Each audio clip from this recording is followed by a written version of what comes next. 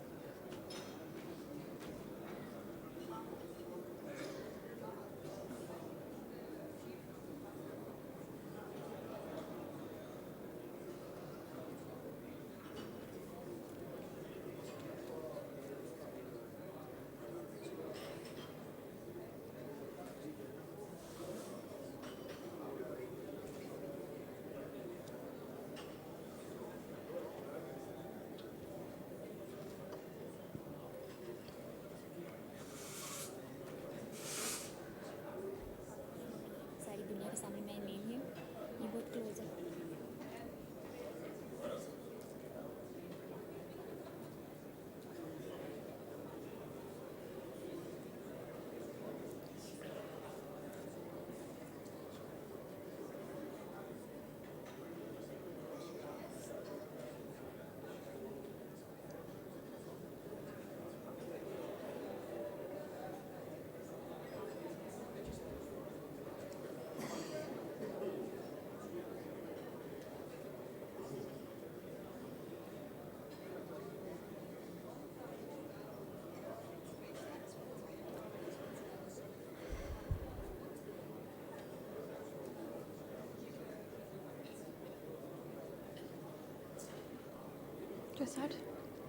Ladies and gentlemen, I, Maham Shahid Gilani, welcome you on behalf of Center for Aerospace and Security Studies to the second session of the GSTAR 2020. The session would focus on emergent technology debate. Sir Brian Parrish would deliver the keynote address, followed by the working part of the session. Sir Brian Parrish is the Chief Executive of the Royal Aeronautical Society. His earlier career included 10 years with Leonardo, a global high-tech manufacturer in the aerospace, defense, and technology sectors. During that time, he chaired the innovation hub of the Defense Growth Partnership. Earlier, Sir Brian spent a full career as a fighter pilot in the Royal Air Force, holding a frontline command at every level in the service, including the National Joint Command in the 2003 Iraq War. He also spent several years in the UK Ministry of Defense in policy posts and left the Royal Air Force in 2006 as Commander-in-Chief Strike Command. May I now please request Sir Brian Parrish to deliver his keynote address.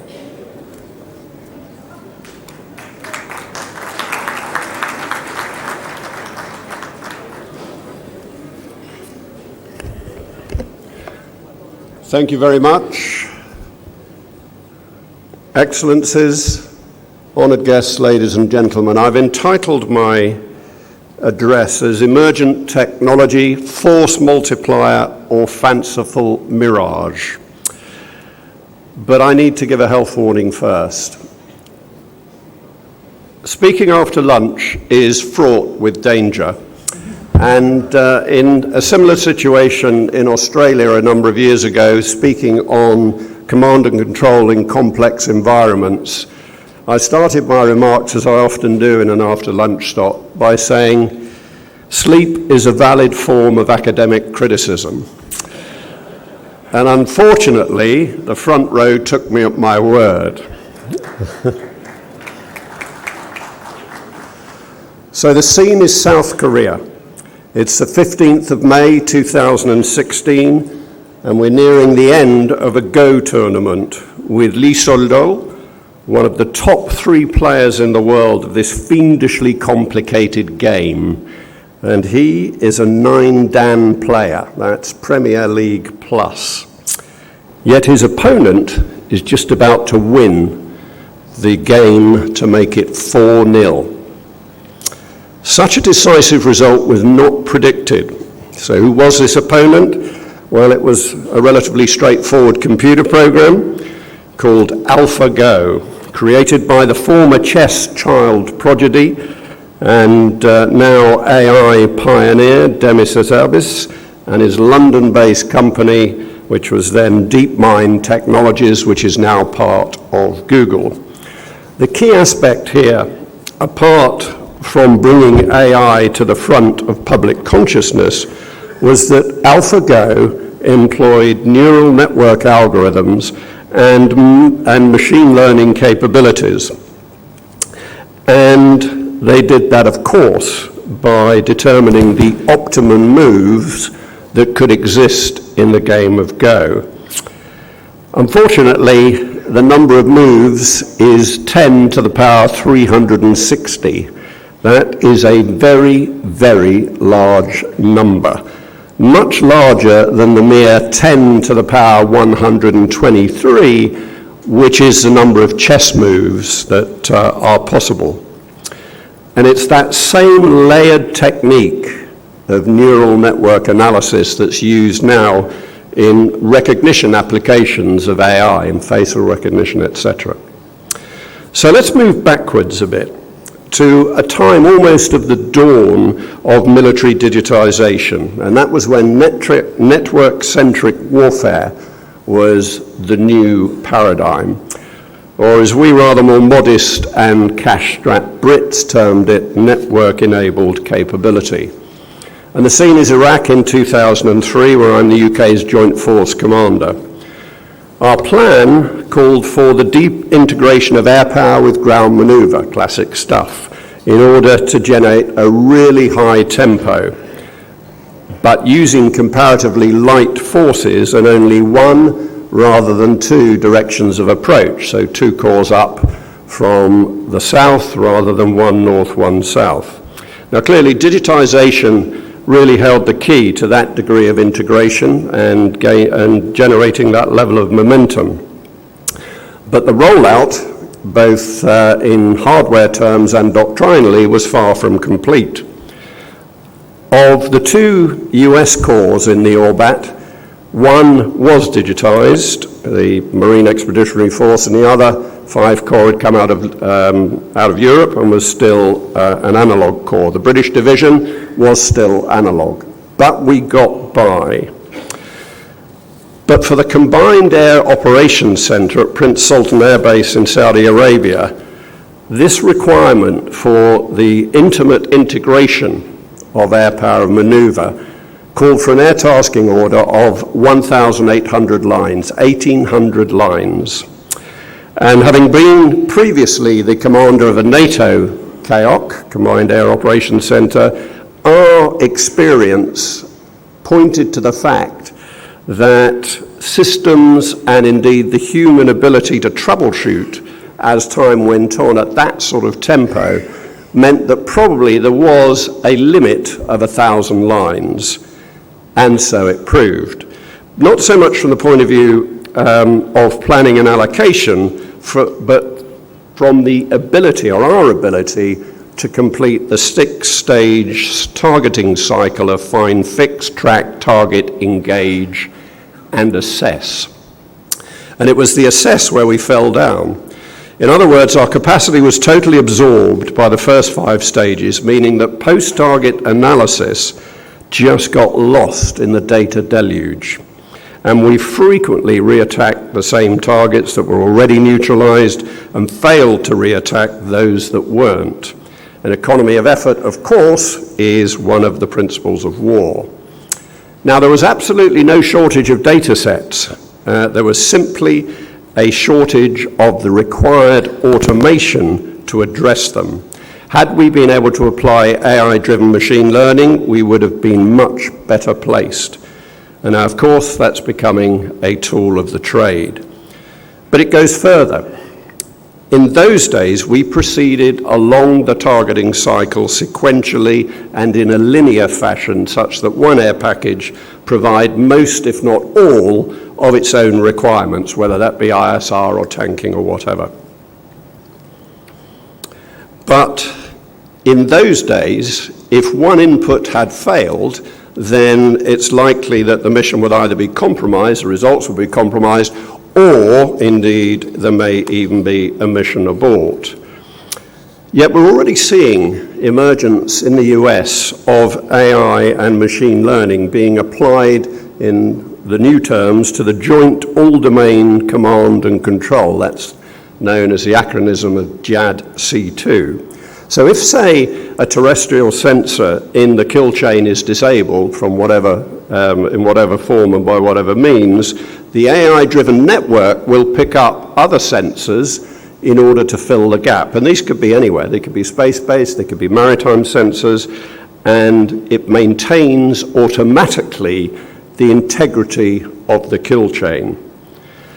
Before we go much further, though, we need to define some terms. Artificial intelligence, about which most of my remarks are centered, works on the basis of three components: powerful computer hardware, complex algorithms, and the ability, therefore, to process the third ingredient, which is large data sets. And machine learning is a subset of that. Machine learning is actually about the study of algorithms and the statistical models that fit around them.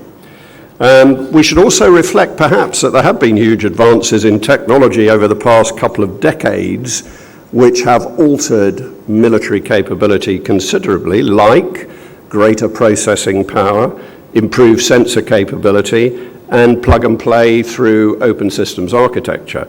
But while all these have delivered greater capability, they are, in a sense, moving in an incremental way. And the difference here is artificial intelligence is transformational and will be transformational. But I might pause here for a mention, to give a mention to a second transformation in technology, which has already been mentioned, in fact, by the President this morning, and that is hypersonics. It was in October 1967 that test pilot Pete Knight flew the North American X-15 at Mach 6.72. It was on the day I went to university to read physics. And I can see you doing the maths. All I can say is I was a child prodigy. But it's only recently that building on those techniques has allowed aerodynamicists to be able to perfect the hypersonic glide vehicle, such as the Russian Avangard and the Chinese DF-ZF.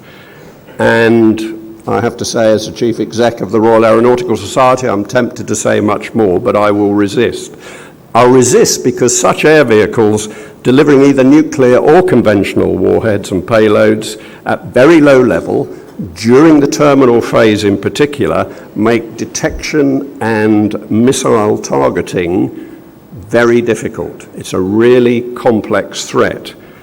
But really its applicability is only to high-intensity warfare, or at least the deterrent effect that high-intensity capability is intended to generate.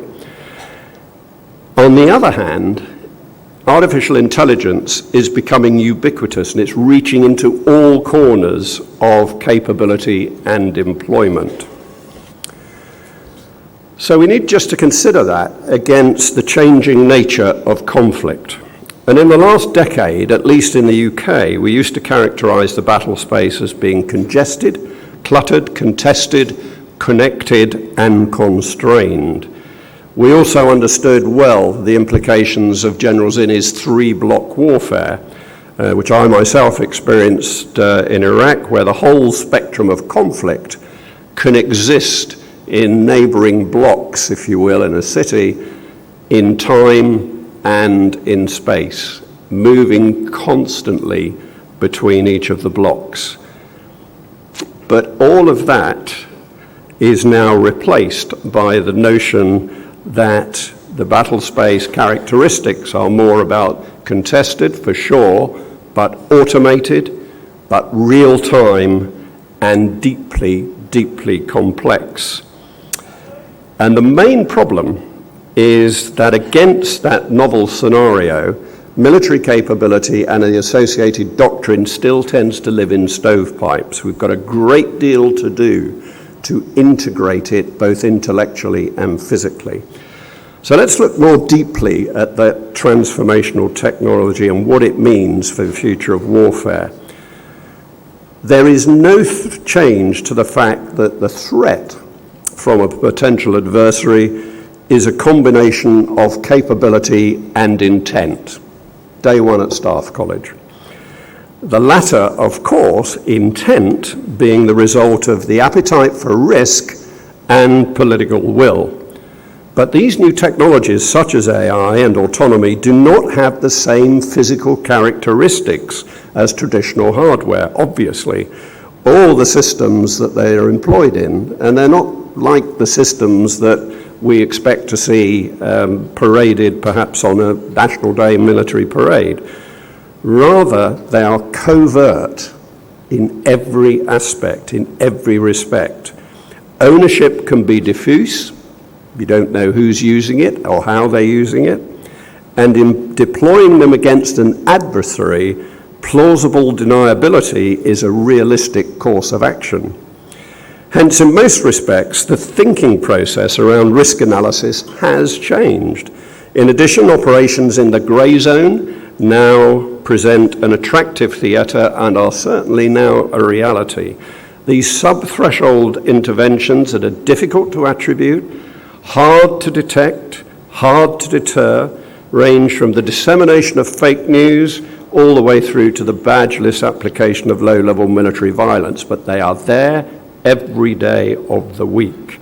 And they rely heavily on data analytics and artificial intelligence to optimize their effect, but also to cover their post-attack fingerprints.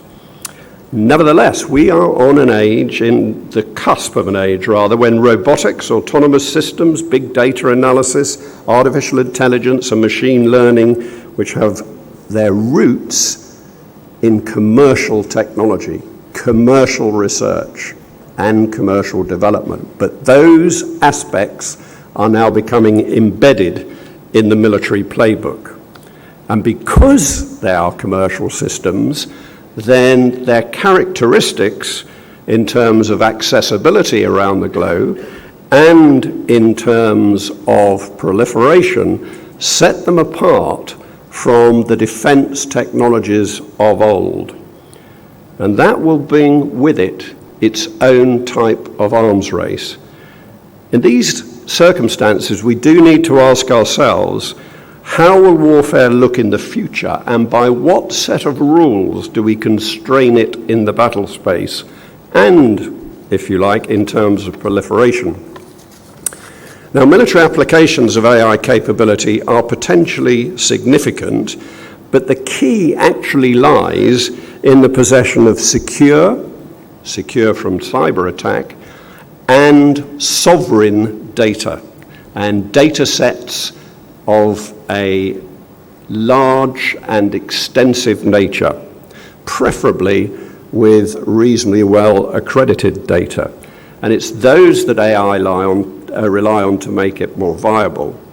Now, given one of the most significant potential advantages will be in the application of command and control, which is across a broad spectrum, right the way from decision support, which you can envisage as being relatively straightforward perhaps, all the way through to decision making in complex battle space.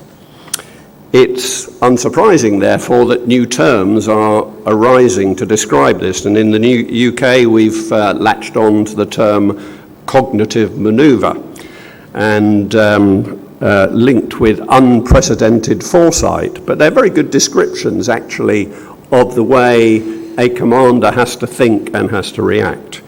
In China, where they see AI as being the obvious way to leapfrog traditional adversaries who maybe are more capable than them, they talk of the intelligentization of warfare. Same sort of thing, leaping ahead in the ability to think and act faster than your adversary.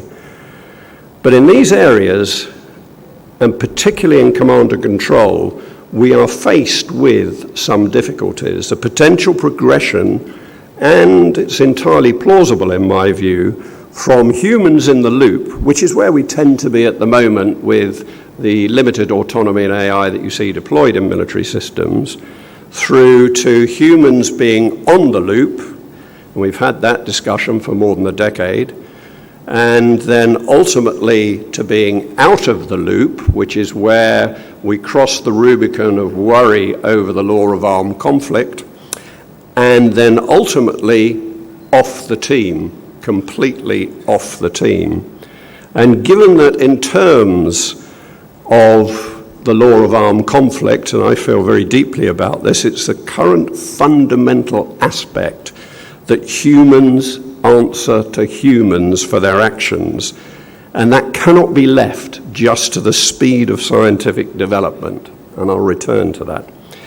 In the future, I can see a commander being presented with an array of predictive outcomes based on the fusion of multi-source intelligence data drawn from large data sets in just the same way as we see in the commercial world, the harvesting of all manner of personal data from a variety of functions, such as internet sales, such as online banking, such as social media, which a private company would use to predict customer behavior in the face of a new product. But there would still be potential in the military world for cognitive confusion, in that commanders would be expected to determine the optimum course of action based on different predictive scenarios.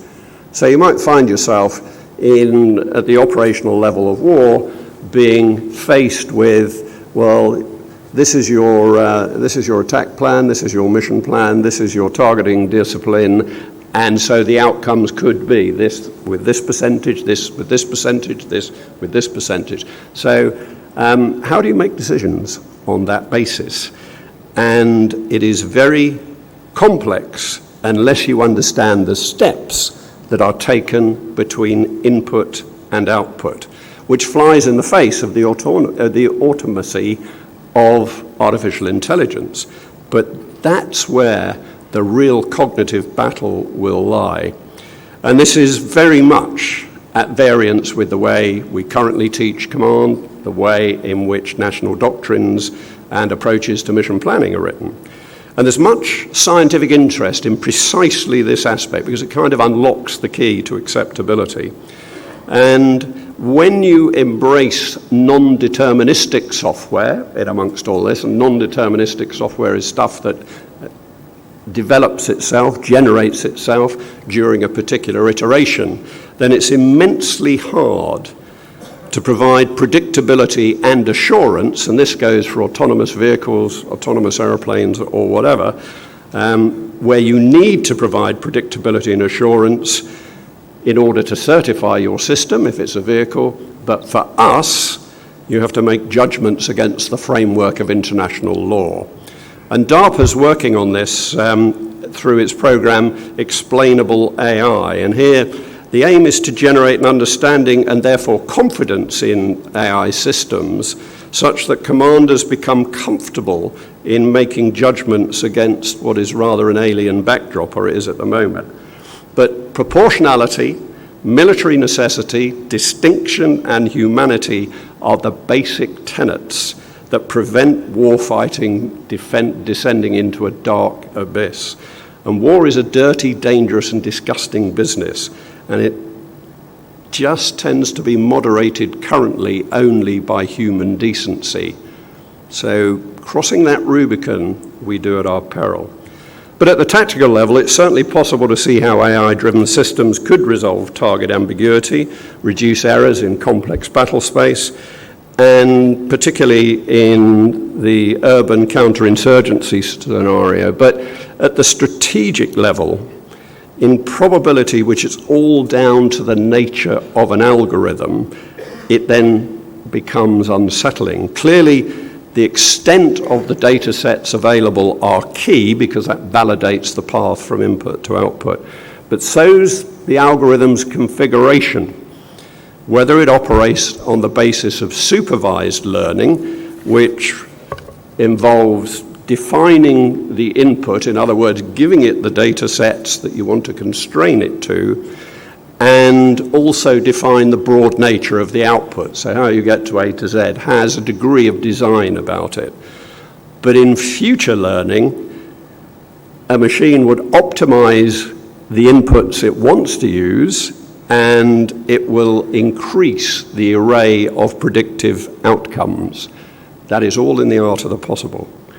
But there is an important and perhaps fortuitous application outside of actual combat that does need to be considered. It's about training and simulation. And there are three drivers at the moment for all of us pushing more and more training into synthetic environments: cost, realism, and increasingly environmental considerations. But creating the realism on exercises of the complex non-linear battle space that we're involved in these days, and the unpredictable nature of combatants and the intelligence overload frequently is just impossible to reproduce in an exercise, and it plays very well to what artificial intelligence and machine learning can do. And that's just as much as just as applicable in training your command teams led by a 4-star general as it is to an infantryman on the ground.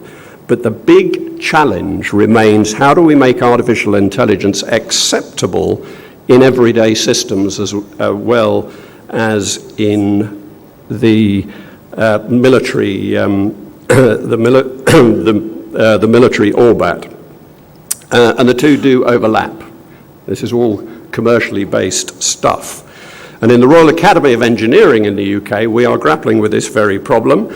We're considering the tensions that exist in this sort of triangle between the ethics of engineers, how far would you go, the public acceptability of such systems, and the role of the regulator and governance. And we are clear, after a year's work, that it's the regulator and the governance structure that has to be prominent, because that will determine the behavior of the other two groups. And there are some good signs. As far back as 2016, in the US, the Partnership on AI was formed initially as an industry consortium, and founding members who you would expect: Google, Amazon, Facebook, Microsoft, DeepMind, and IBM. There are now 80 members, which includes UN agencies and also NGOs. And it's focused on determining best practice in artificial intelligence, how these will impact on people's lives, with a view to advancing public understanding. And the latter will be vital if the application of AI in military systems is going to become acceptable. But underlining that latter statement of this acceptability is Google's experience in taking on the Pentagon contract for applying artificial intelligence to ISR problems, intelligence, surveillance, and reconnaissance, where again you're overloaded with data in order to resolve targeting requirements. And it was a very sensible project definition of what needed to be done, and it was known as Project Maven. But in that case, 3,000 employees at Google signed a letter to the CEO stating that we believe that Google should not be in the business of war. Now just think about that, when this is commercial technology and there is a public reaction by those involved in it that it should be used in that way. So I just want to conclude with a couple more remarks on the human dimension of this, because I believe it sits at the center of it. War is, as it is today anyway, an intensely human endeavor. Humans answer to humans for their conduct. The law of armed conflict requires the application of end-to-end human judgment, which has to be auditable, both nationally and internationally. The chances are that in an AI-driven world and in time, we would understand how to do that.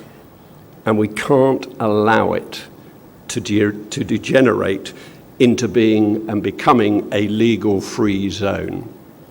Secondly, as I've said, the threat from a potential adversary is the combination of capability and intent, the latter being the result of the appetite for risk and political will. Machines will help in calibrating the appetite for risk, but political will is a human ingredient based on altogether different aspects of human judgment. And whichever way you cut it, the application of force at any level and with whatever subtlety, even in a deterrent posture, is aimed at making your adversaries recognize that there is more to be gained by good behavior than bad. That is a key human objective. Thirdly, we can't allow ourselves to become beguiled by advanced technology. Military capability has to pass the relevance test, which comes in 3 parts, in my view. It has to be operationally relevant, in meaning it does give you competitive advantage over your enemy. It does what it's expected to do, and it does it when you want it to do it. Secondly is the economic test. Is it affordable and value for money? And can I procure it without distorting the rest of my equipment program and the funds required to support it? Thirdly, is it politically relevant? In other words, can it be employed within a legal framework that your nation can use it in conflict and justify it to Parliament and to the people? Finally, and the hardest thing of all, is getting to, when people are confronted with the latest technology, is getting them to say, instead of the automatic G, yes, getting them to say why and how much. So is emergent technology a force multiplier or a fanciful mirage? Actually, in my particular view, it's a bit of both, in that the truth lies somewhere between, but only the human mind can determine exactly where to place the cursor. Thank you.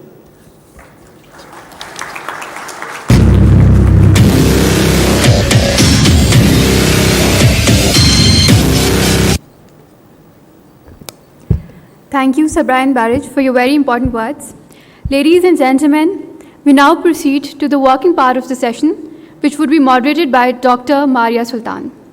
Dr. Maria Sultan is the chairperson and president of the South Asian Strategic Stability Institute University. She is an advisor to the Ministry of Defense on Strategic and Military Affairs. She is also the founding Vice Chancellor for Muslim Youth University. Dr. Sultan is a specialist in South Asian nuclear arms control, weapon system development, and strategic stability. She is also a visiting faculty at various military institutions. May I now please request Dr. Maria to begin formal proceedings of the day. Thank you. Thank you so much, Maham. Ladies and gentlemen, a very good afternoon to all of you. It is always a challenging session. One, that it is after lunch, and secondly, it is going to be information-laden because we will be talking about the emerging technologies and role of air power. I must say the thought-provoking keynote address by Sir Brian has made my task a little bit easier in terms of defining the scope and also the context in which we will be talking this afternoon. It is an old cliche that air power has always been born and nurtured in technology.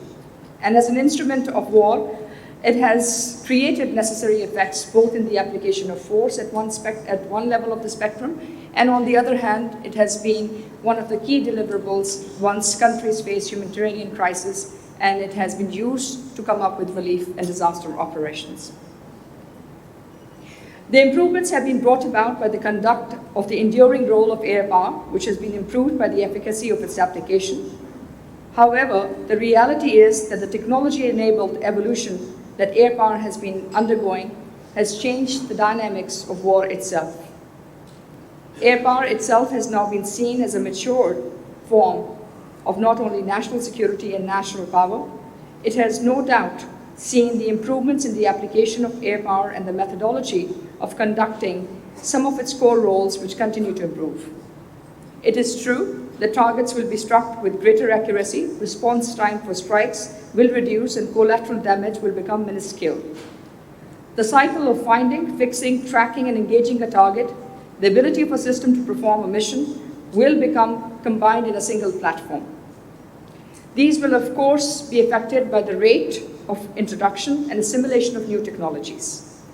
Ideally, it is said that air power has been a technology-enabled power, but now the bigger question is that will it become technology integrated?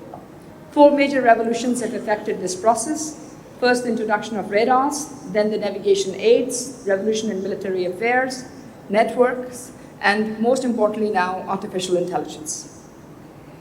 While we deal with this bigger question, in terms of how these new and innovative aviation-related technologies and inordinately rapid rate of their induction could be needed to support a single operator carrying out increasingly complex multitask operations in the air context, as opposed to other military capabilities, the bigger question remains that how technologies will affect 3 major core components. 1, the strategic need for strategic power in the application of air power.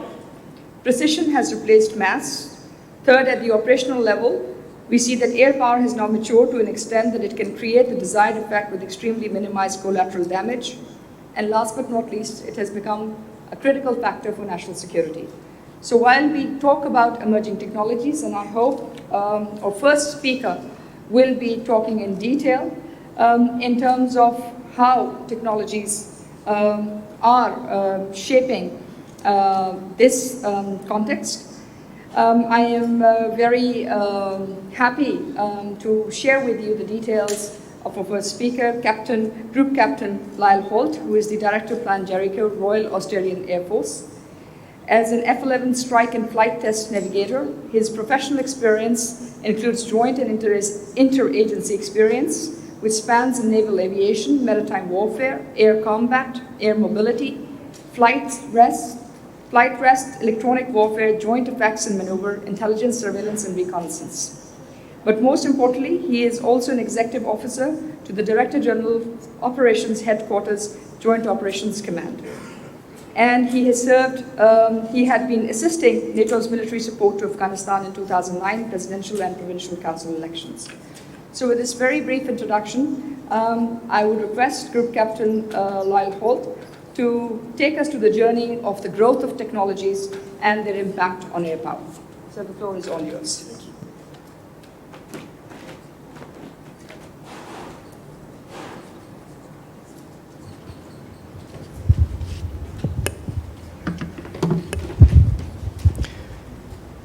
Thank you very much, Maria, for the introduction. Thank you very much, Kaz, for inviting me to speak at this conference. I am Director of Plan Jericho, the Royal Australian Air Force's Disruptive Innovation Program. What I'm going to talk about today, I've generalised for this audience to be more national security focused, but it does come very much from a air power innovation perspective, and please forgive me or indulge me if I do revert back to an air power analogy every now and then. And I like to talk and walk, so please bear with me as I walk around the stage. The scope today, as I've been asked to present, is examining technology through the lens of national security. We've had a very great introduction by Sir Brian on some of those technologies, so I'm not going to belabour the point, but I will talk about some of the challenges associated with those trends, and that will be building slightly on what Sir Brian has already spoken about. And I'll talk as we go about how we can control those potential technology trends. So what I've listed up on the presentation there, I hope you can read that at the back, is a list from Gartner, Gartner.com, an online technology reporting organisation, listing the top 10 technological trends for 2020. There should be nothing really amazing in there for this audience. And really, this goes to underpin exactly what Sir Brian has already told us. Most importantly, these technology trends, as reported by Gartner, are all being delivered between now, 2020, and most in the next 5 years, 2025, and only a couple they expect that we'll have to wait until 2034. What does that mean? That means that this is almost a current way of doing business in business. As I talk more about these technologies, I'm going to demonstrate how they have some potential military application. So, noting the time, I'll talk quickly through some of the disruptive opportunities that these technologies offer. I'm going to look at this through a lens of an Internet of National Security things. leveraging, of course, from the Internet of Things concept. I should tell you as well that we at Jericho in Australia are progressing some of these plans to demonstrate these concepts and either fast fail them to show that they can't be used for military application, or more likely, as we're starting to find, these concepts are valid and we will look to progress them into military service in due course. But imagine, if you will, noting the development of combat cloud, effectively a cloud or a network that spans the globe. Most of us operate at one time or another internationally or globally. If you're going to do that, as Sir Brian noted, you need access to good information wherever you are. We envisage at Jericho that we can take structured data on the left, data that comes with solid latitude, longitude, altitude, vector or velocity information, tethered to a point in time and space that we can then stitch together with an algorithm to form one coherent picture. And I've used in this example tactical radar information, ground-based space radars, aircraft, ships, satellites. Structured data. I envisage that you take that data and rather than accept it via a battle management system, that you create a data lake where that information goes and you can build algorithms to make sense of that data and provide it to a warfighter or an administrative function anywhere on your cloud. What I envisage with these sorts of data lakes is not just for kinetic warfighting. This is about taking all of the data that we have access to and making use of it in an effective manner, as Sir Brian spoke about. On the right then, I extend that analogy to take unstructured data. So that could be a whole range of information available to us now that doesn't come with a set point in space and vector. That could be imagery. Think about smart cities, and I know Pakistan has demonstrated at a London conference last year their contribution to smart cities and the Internet of Things. That data fed into a national security framework to enable national security decision makers to make better informed or richer decisions on a range of national security matters, including humanitarian support and disaster relief. We've already spoken about the fact that using algorithms comes with risk, and that risk is that we need to ensure that it's built to be explainable, so we have trust in it, and that it is built ethically. Also, I've added a third piece of predict and prescribe. So Brian spoke about this in terms of deterministic algorithms. I look at it as probabilistic. I don't foresee a future where I will necessarily have sovereign or access to completely sovereign data. As we did in 2005, if Australia, for example, was to come back to Pakistan and provide assistance to a humanitarian disaster, we would be looking to share our data into the Pakistani system and vice versa to create a better effect for the people that we're here to support. So if I assume that I will take data from anywhere that I can access it or that is provided to me, I will then use something like a Kalman filter to determine how much validity I put to that data. Because, as Sir Brian said correctly, data is vulnerable. But the prescribe and predict piece. Algorithms at the moment are very good for telling us what's happened, what it observed, what it detected. It is not good yet at helping us to determine why something happened. But there are mathematical investigations going on in academia to help us predict and prescribe. Causal inference, and causal inference in particular, to enable us to look at why something happened, and this process enables us to get to a position where we can begin to win without fighting. This is where the power of this sort of concept brings us firmly into a soft power realm. Because now I should say into the future, we will have a better understanding of why something happened and therefore how we can avoid the next step. And eventually you build up enough data, you've worked far enough back that you can win without fighting. And I don't, as I said, I don't see this as kinetic, I see this as competition. It's not about winning or losing necessarily, it's about prevailing, mostly.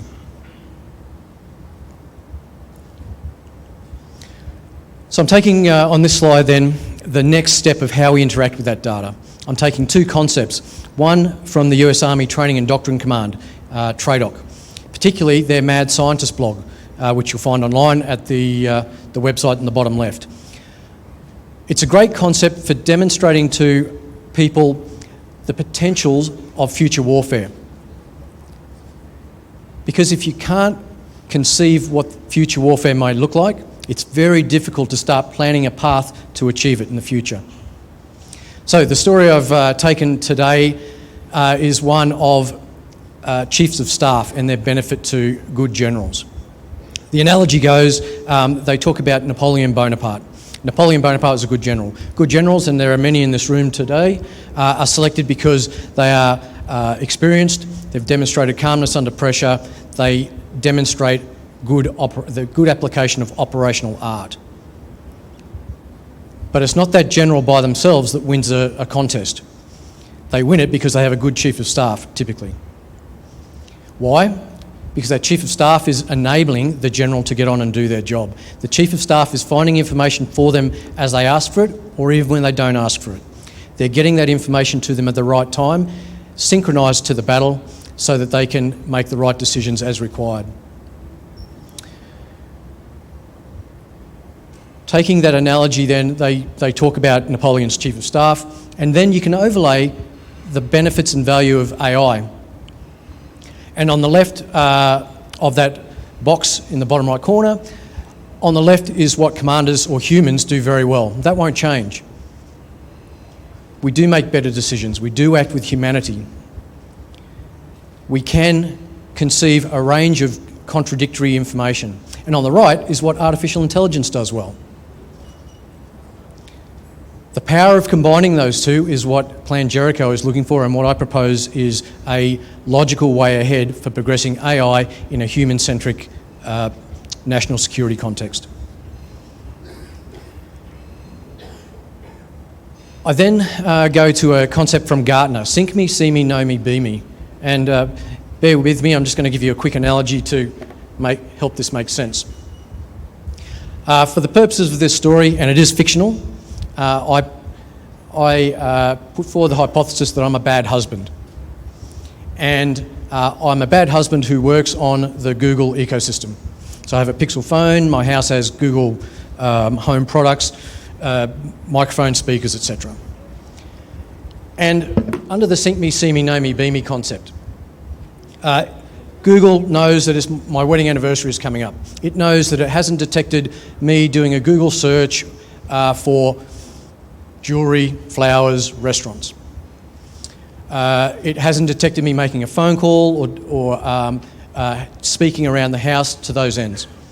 It knows on the day of my wedding anniversary I've woken up early because my Pixel phone has woken me up with the alarm. It hasn't detected through my various devices a conversation between me and my wife. It knows I've gone straight to work because Google Maps took me there. And it knows that I've had a very full day because of Google Calendar has me with back-to-back meetings. During the day, again, it hasn't detected any interaction on my devices for jewellery, restaurants, flowers. It detects me going home. Why? Because I'm using Google Maps with my Android Auto connected to my car. And it says to itself, as a good chief of staff, this guy is going to be in big trouble. So, on my behalf, this is the See Me, Know Me piece. On my behalf, it knows my route home. It looks up different options to help get me out of my predicament. It finds a few florists along the way. It phones one on my behalf, orders flowers that historically it knows that my wife has selected or chosen. It then reroutes my navigation to take me to that florist and then tells me, hey, you're making a mistake. I'm fixing it for you. All you need to do is get out of your car, pick up these flowers because it's paid for it, because I use Google Pay. It has my credit card details. Pick up the flowers, go home, and my marriage is saved. We're capable of doing this now. What I've just described, yes, it's in beta version, but it's been done. What I'm proposing in what Plan Jericho is looking at is interacting with battlefield data or administrative personnel data in a very similar way. Building a digital chief of staff for anyone in our Air Force. This is not just about kinetic effects. I, as a potential future commander, need a digital chief of staff to help me navigate the future complex, contested, congested operational environment, just as my administrative team at any rank level can benefit from this sort of assistance in their world. It's the same combat cloud. It's arguably the same algorithms. It's just applied a different way. This is about more than just hard power.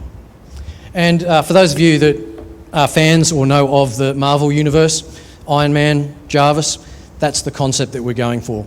And we're building this in Australia at a very low level to prove the concept, and then we'll expand that to prototype and then minimum viable product. If you don't know the Marvel Universe, forgive me, think of military Alexa, military Google Home, etc. But there are gaps and opportunities, and we've been able to cluster them into 5 different areas along those headlines, and I'll talk about those now. Obviously, people. We already know that this is a people-centric environment. Whether you're making life and death decisions on operations, or whether you're enabling your people at any part of your organisation, it's about people and their uptake and ability to use this technology. But the concept I've given you should be pretty simple, because most of us use this technology at home now. We're just extending the analogy into our work life. I say that like it's really simple, and I'll counter that in a second. We know that this is important because we face, with all industries, a labour congestion in the global digital market. The same people that we're after to make better sense of the terabytes of data we get off of our new platforms, F-35, P-8 Triton, P-8s, Triton UAVs, data-intensive platforms that will absorb the people that we have now to make sense of that data. The same people that we need to make sense of that data are being employed by Microsoft, Google, Apple, etc. It's a finite resource pool out there, and we need to make the best of it. If we can save our people a valuable commodity of time, then we should be progressing it. Which means that we will have to, or we recognise that we will need to retool and reskill some of our people.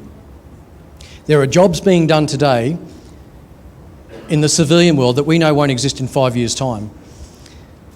Those same jobs probably won't exist in our military in 5 years' time either. And yet, our military, Australia, works on a 15-year capability life cycle. So we're starting a workforce plan to employ people that inherently we know probably won't be there by the time these capabilities deliver. ICT, it isn't just an enabler. ICT is essential and it's vulnerable. You need to protect it. It's very difficult at the moment to, particularly in an Air Force, typically led by pilots, typically led by fast jet pilots, to have them collectively, no offence, collectively recognise that ICT is now actually your enabler. Potentially, the data providing, inputting to that ICT is now potentially your centre of gravity. So Brian spoke about confidentiality, integrity, availability. The data that you access needs to be all 3 of those things. You can mitigate some of that threat, I believe, by taking a Kalman filter style approach and looking at it probabilistically. Which is to say, you might not get in this data lake and a single source picture rather than a bunch of different screens. You might be told that I am 80% sure that that is this type of aircraft because I think it's launched out of that particular airbase. And they have these sorts of aeroplanes and it's flying it with these parameters. And we all know that we have legal and compliance obligations. It's not enough to just go and build this and let it go. The moment you start talking about these algorithms being in our kill chain, or making other decisions of life or death outside of the kill chain, then we have responsibilities. We will build it ethically, and we will build our AI to be trustworthy. To do all of this, we need cognitive diversity in our organisation.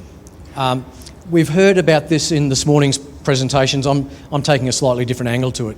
But effectively, just because we're in the military and just because we're an expert, I've worn this uniform for almost 30 years. But that brings with it some bias in how I think.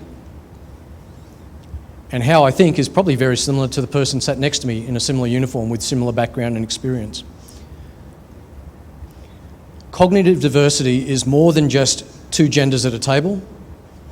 It is more than gender and race at a table. Cognitive diversity is about how we think and how we solve problems. And you need a range of different thinkers and a different way of solving problems around the table when you start thinking about building and employing these capabilities. The other thing I say about ideas is evolution isn't new. We do have experience in legal and ethical frameworks for new technology. It started with the rollout of the steam train. Steam train came up out of the mines of Wales, got put onto rails because someone realised it could pull stuff. And it was big, loud and slow, and it still killed people. Someone clearly stood in front of it on the rail and wondered why they were suffering pain. We have lived through the introduction of the automobile, taking over from horse and cart, where the consumer, the human at the centre of the problem, was so concerned that all of a sudden they wouldn't hear the clip-clop of horses' hooves down the main street that they made a person walk in front of a motor vehicle with a flag or a lantern at night to warn passers-by that this thing was coming, and so they would live their lives in safety. And likewise with the introduction of the aeroplane. We have learned in a century, just over a century of aviation, lessons learned in blood. That has defined how we introduce to service software critical safety systems, for example. How we introduce processes and procedures through test and evaluation to demonstrate that the systems we're introducing are safe and feasible for implementation. Nothing is new. We have a baseline framework. We will have to evolve them slightly with some of this technology, but in a lot of legal and ethical conversations that I'm a part of, it's as if we're starting from scratch, and that's not true. Because if you start from a basis of starting from scratch, you'll spend 10 years just trying to define the problem before you'll be allowed to start bringing this technology to bear. I would argue we already have a framework, and we should be employing in a smart, sensible, measured way this technology now. So that we learn by doing, we start to normalise this technology in a small, simple way in different parts of the organisation before we go to a full-on Jarvis concept. What do I mean by that? In the Australian Air Force, I was given a challenge, our organisation was given a challenge recently to enhance the search and rescue capability of one of our transport aircraft, a C-27J. If I was to take that problem to a traditional contractor, the answer that I would have been given was, yeah, it's very simple to turn that aircraft into an enhanced search and rescue aircraft. I will put a fighter targeting pod onto it. It'll cost about $20 million and it will take 5 years to integrate. What we did instead with this methodology was we took a young Navy lieutenant who we knew went home at night and wrote simple algorithms. We had him write an algorithm. It took him 2 days to detect commercial grade life jackets and life rafts in the ocean. And within a week, we had it airborne and proving the software. We did it with a GoPro, this young guy, and a laptop. So for less than $1,000, I could turn that transport aircraft into an enhanced search and rescue capability. I can take that GoPro, it was just suction cupped to a window, unstick it and put it on any aircraft in the world, and I can give that aircraft an enhanced search and rescue capability by thinking differently about how we solve the problem. I can put that on the bridge wing of any warship. I can put it onto any vehicle.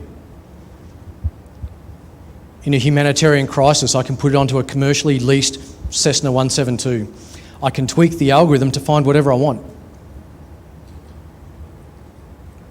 with sufficient training.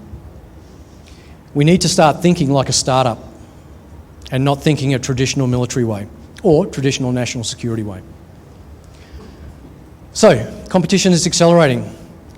On the left of this diagram, it might be a bit of an eye chart, don't worry too much about the boxes, I'll talk you through them. But on the left of the diagram there is how we traditionally did military acquisition.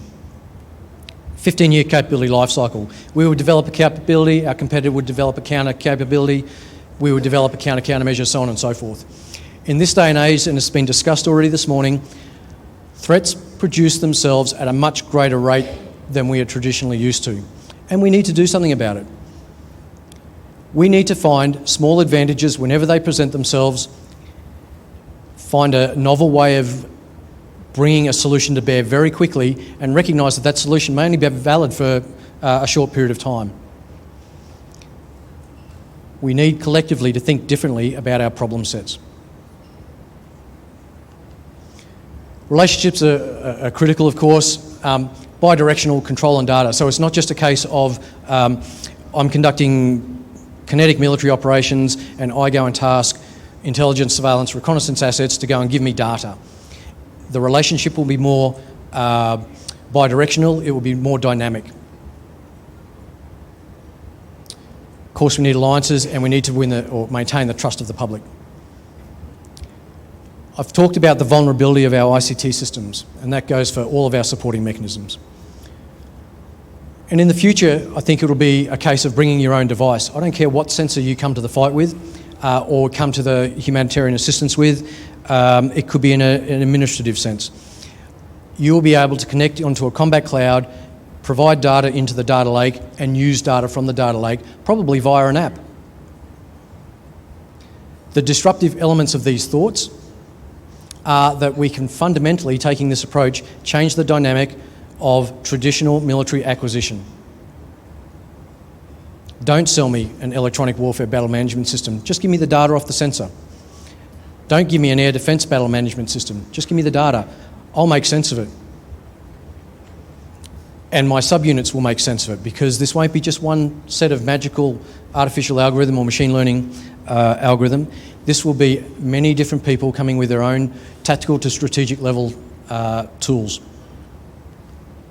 So in conclusion, information and ICT in this world are essential. Every organisation is a tech company, every employee is a technologist. Again, themes from this morning's presentations. I believe you need to think like a startup, fast fail, innovate, disrupt where you can. And you can fast fail cheaply. A lot of the work that we do, our initial proof of concepts are in the thousands of dollars. You don't have to go straight to a very high-end, very expensive solution to prove these concepts. And you can do it in a military sense. Make use of your people.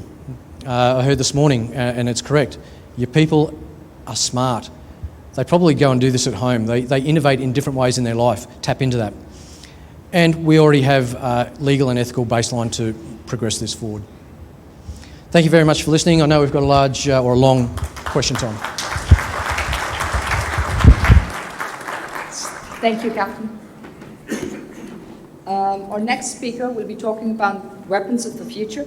Dr. Filippo Neri Leonardo is the president of MS Virtual Lab, SRL, which is a company dedicated towards radar and electronic warfare systems innovations, which works with very advanced radars and EW prototypes, which have not only been patented by him, but in many ways also been realized. Dr. Neri has about 50 years of experience in tracking radar, fire control systems, missile systems, EW systems designs, development and testing, and he's received the Masterio del Lavoro Award by the Italian President. He was appointed Commendatore by the Italian President for the Republic of Giorgio Napolitano. Dr. Neri is enlisted in the AOC Hall of Fame for radar and EW technologies. I hope that the journey he takes us on weapons of the future will not be scary and something which all of us will be willing to accept. So Dr. Neri, the floor is all yours. Dear Chairman, thank you for the presentation. It is a pleasure and an honor to me to be present in this conference, an honor for such high level of audience, and a pleasure because at last I have a chance to talk you about weapons after about 50 years of working on all type of weapons. The first slide, okay. As you can see in this first slide, you can note a Roman Empire monument, the Colosseum, and a very popular sentence used in the Roman Empire. If you want peace, prepare war. Si vis pacem para bellum. I will talk briefly about the new very high technology weapons, the one that are in development among the very high power countries. Then I will also talk what will be in the future about the weapons that are much, much more affordable. I will also make some comments about the global security that will happen up at this spreading of weapons for the future. And at the end, I will conclude making some comments on the gap that will exist between the high technology countries and technology-dependent countries. I excuse myself for my Roman English. So after listening the previous speaker speaking is perfect English, so please be patient. Okay, so let's start with these future high-tech weapons. All high-power countries are struggling to find the most powerful weapons that should reach in the very, very fast way the target and in a sure way.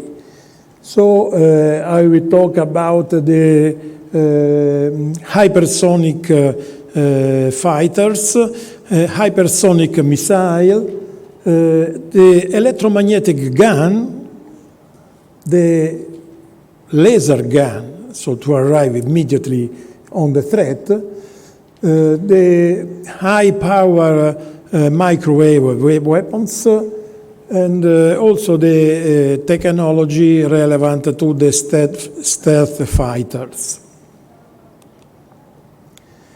So as I was saying, everybody likes to arrive to the target as fast as possible.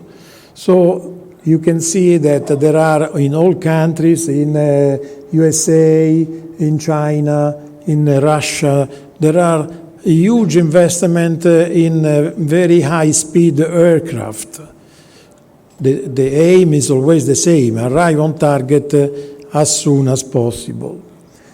The same is happening for missiles. Researchers here are to get missiles very, very fast. So we have in USA, in Russia, even Russia together with India are developing very fast missile. Very fast is really something that is necessary, but we have to think about the maneuverability that this very, very fast aircraft can have. Because if the trajectory of these aircraft or missiles is very well predictable, then maybe these very fast weapons are not so much necessary. Another important weapons, very high technology weapons, is the electromagnetic gun. Electromagnetic gun means that we have to generate a very, very high current in the barrel of the gun, so that a magnetic field is generated that will move from the root of the barrel up to the end of the barrel, and this magnetic field will move so fast that we launch the projectile at a very, very high speed at a very, very long distance. The distance of projectile will be very, very long. We are talking about 200 miles. So a projectile that can go very, very far away. The benefit of this is also the fact that to keep the cartridge to launch the projectile is not so costly, because it's just electromagnetic, it's just current, is not explosive. So these are benefits that people are considering as a very great benefit for the electromagnetic gun.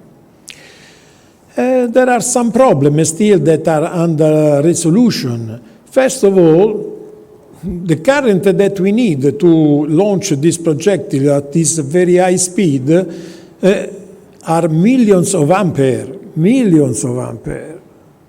So the generator must be very big generator to generate all this power, electrical power. But also, the current is so high that the barrel, if we don't do nothing, will liquefy. So we need to implant a very, very complex and costly and critical cryogenic system to keep the temperature of the barrel at a limit that is usable.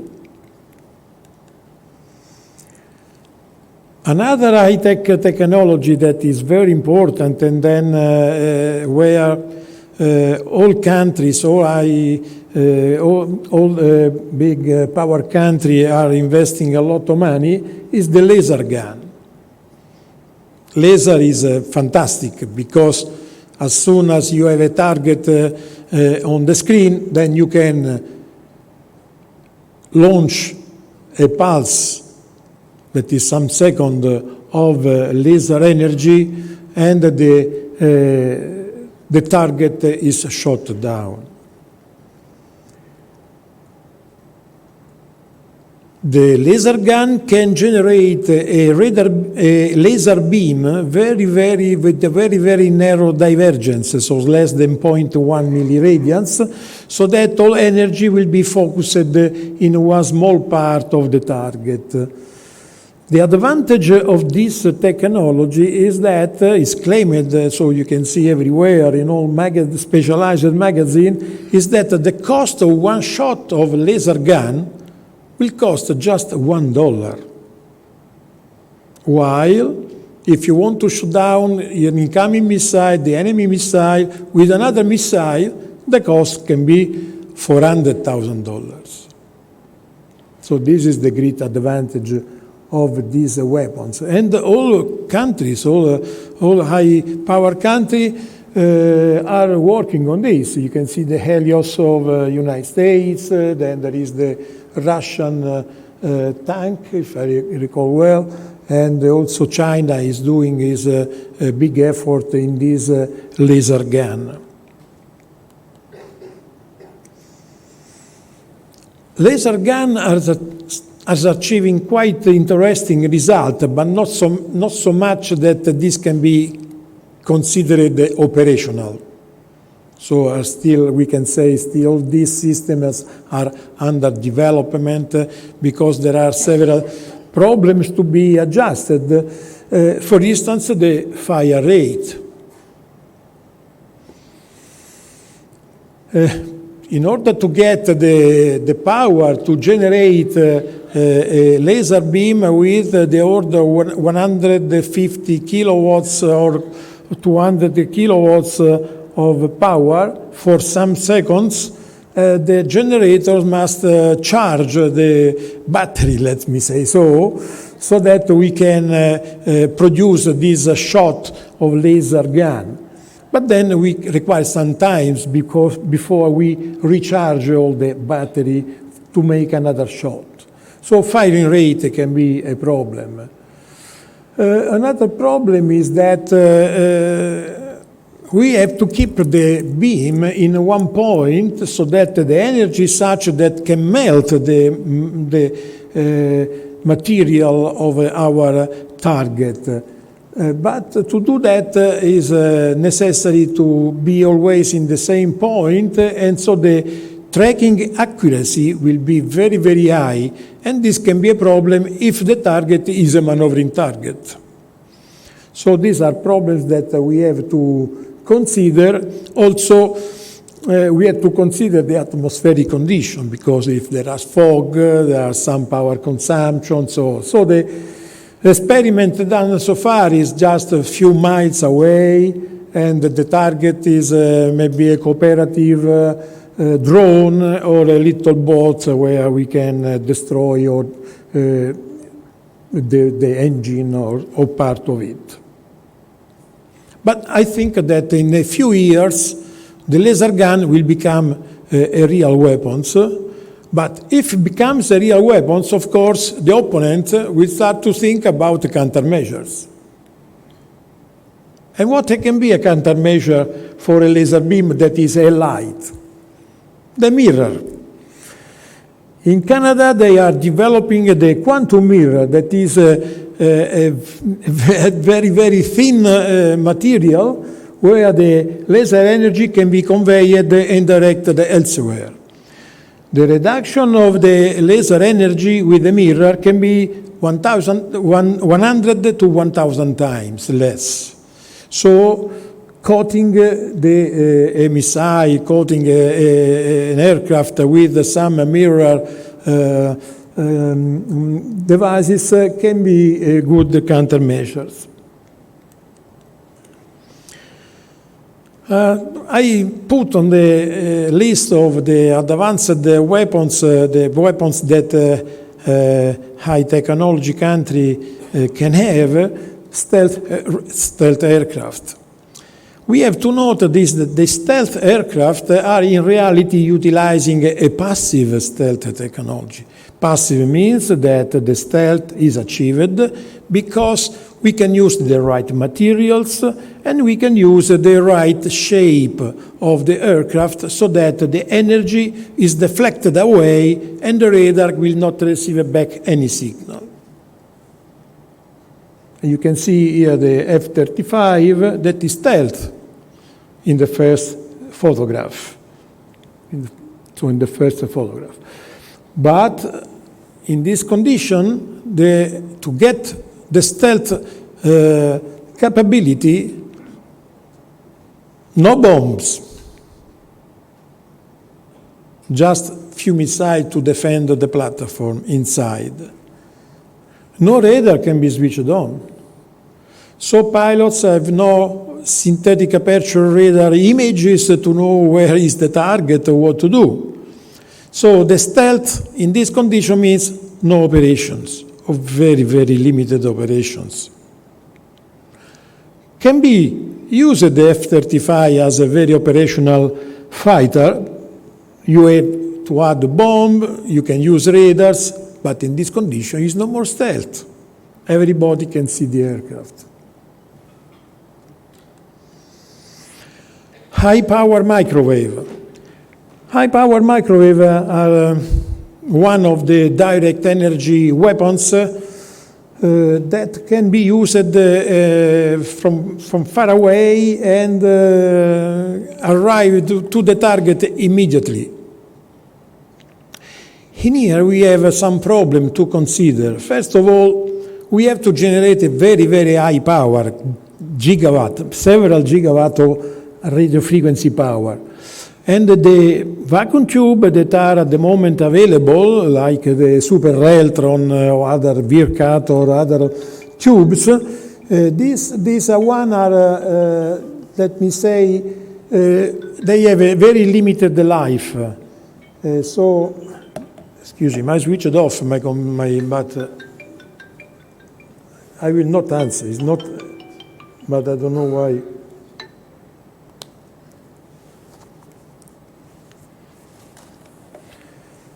So, there is a limited life for these high-power devices that can produce this high radio frequency energy. There is another problem to be considered, is that when you generate so high power, radio frequency power, now the antenna has to confine this power where you want. But of course, nearby, the interferences that they can create, they can jam also the friendly forces. So the use of this high-power microwave is very, very limited. So the spreading of this is not so much. As I said before, these are the weapons that are under consideration in the superpower countries. But we have also to consider that for the future we will have some much, much more affordable weapons that will be present in the scenario.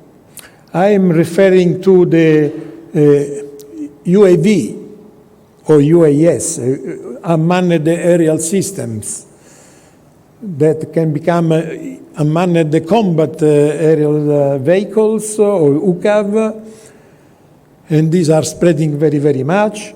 We have to consider that in the space now is full of weapons today, and in the future will be even worse. We have to consider that there are still now is already present cyber war, but this will be intensified very much in the future. Also, we have to consider as affordable weapons the electronic warfare. All these weapons are high-tech, but not so high-tech. So these weapons can be achieved, they can be controlled by every country. Every country can do such a kind of activity to produce very capable weapons. UAS, everybody knows this. Everybody knows a recent fact of UCAV. So everybody knows that this can be a very, very important weapons. Affordable. Every country can do many types of these weapons. So the arsenal of the number of these assets will be very, very large in every country. And this, when you equip an UAV with a weapons, this can be a classical bomb, but can be a laser gun for the future, but can be also with a not nuclear electromagnetic pulse bomb. Not a nuclear electromagnetic pulse bomb is very easy to make. Around 2000, in internet there was a site that explained how to make an electromagnetic pulse bomb with just less than $1,000. You don't find it anymore. Somebody removed it. But it's very easy to make this bomb.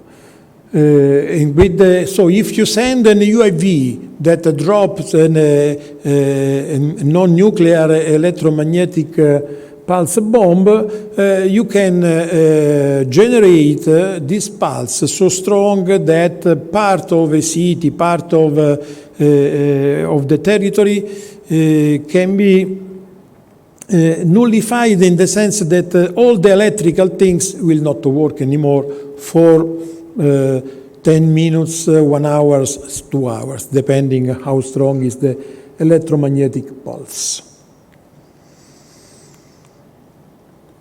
The importance of at least I attribute to UAV very, very high importance, is the fact that can be produced in large quantity.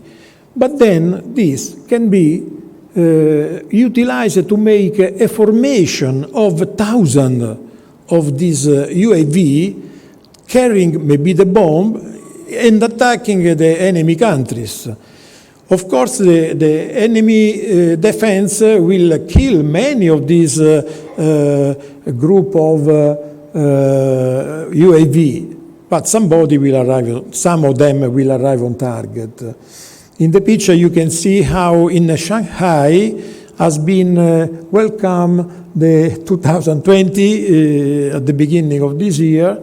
2,000 small UAV were on the air, controlled by a system with artificial intelligence. You know that artificial intelligence, as was said before by my colleague here, is very useful, especially to reduce the OODA loop, the observe, orient, decide, act loop. To make the war, you need to always to do this. So we have to consider the capability of this type of weapons. The importance of the UAV is such that in all countries they are thinking what to do against the UAV. And so many countries are developing anti-drones, they call normally anti-drones, radars, then will activate anti-GPS spoofing to ground this drone. So there are a lot of things, lot of activity around the world to develop anti-drone radars. Also, because an anti-drone is not a costly weapon, but can arrive, we have to think how to destroy this drone that is coming in. If we fire a missile against a drone, we are the loser. A missile costs maybe 10 times or 20 times the cost of the drone. So maybe that somebody, at least in the movie that you can find in internet, can utilize some head with a laser gun that pop, pop, pop, pop, will destroy many drones with the cost of $1 only. So you don't need to launch a missile against this.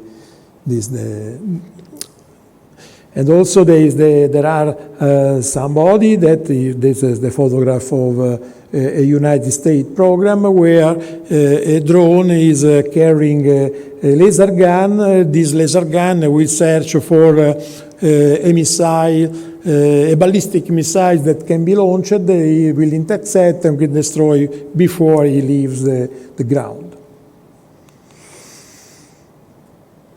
Space. Space is becoming a place of extremely importance. Space is already crowded with a very high number of assets that will ensure the strategic and tactical communication between faraway sites.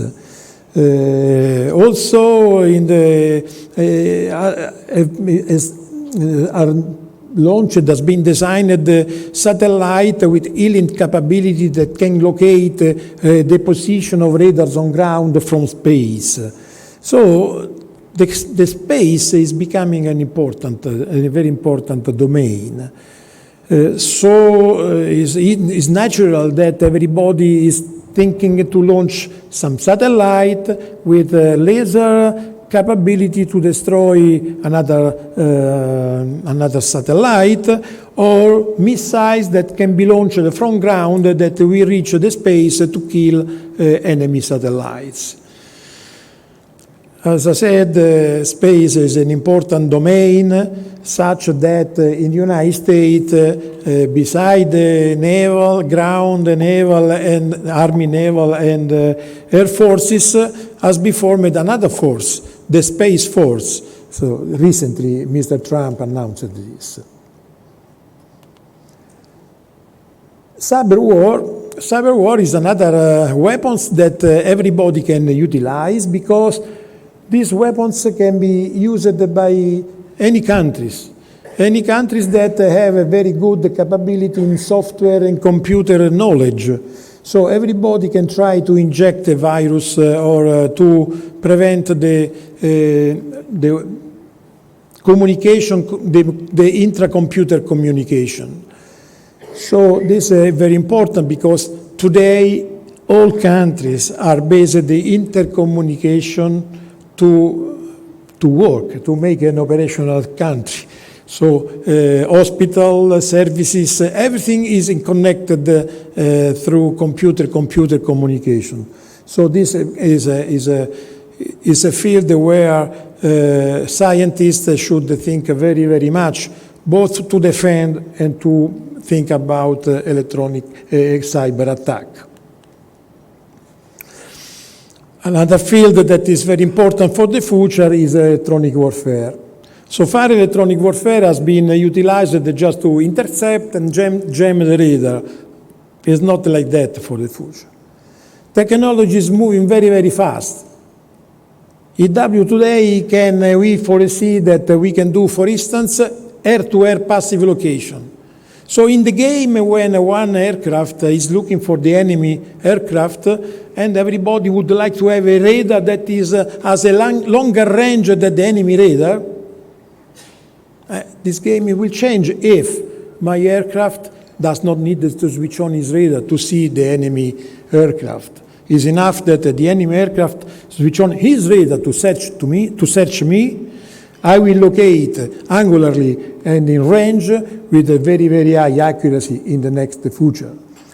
Another important activity for EW is that in the future we can have the active stealth capability. Active stealth means that an aircraft can disappear to any tracking radars in matter of 100 milliseconds. So this active stealth means that we have to generate, our radar cross-section will generate to a radar a signal like that. We have to generate a signal that is the opposite of that, so that our signal will disappear. This is something that is possible to do for the future, and this active stealth will allow for the aircraft to have any radar cross-section, one.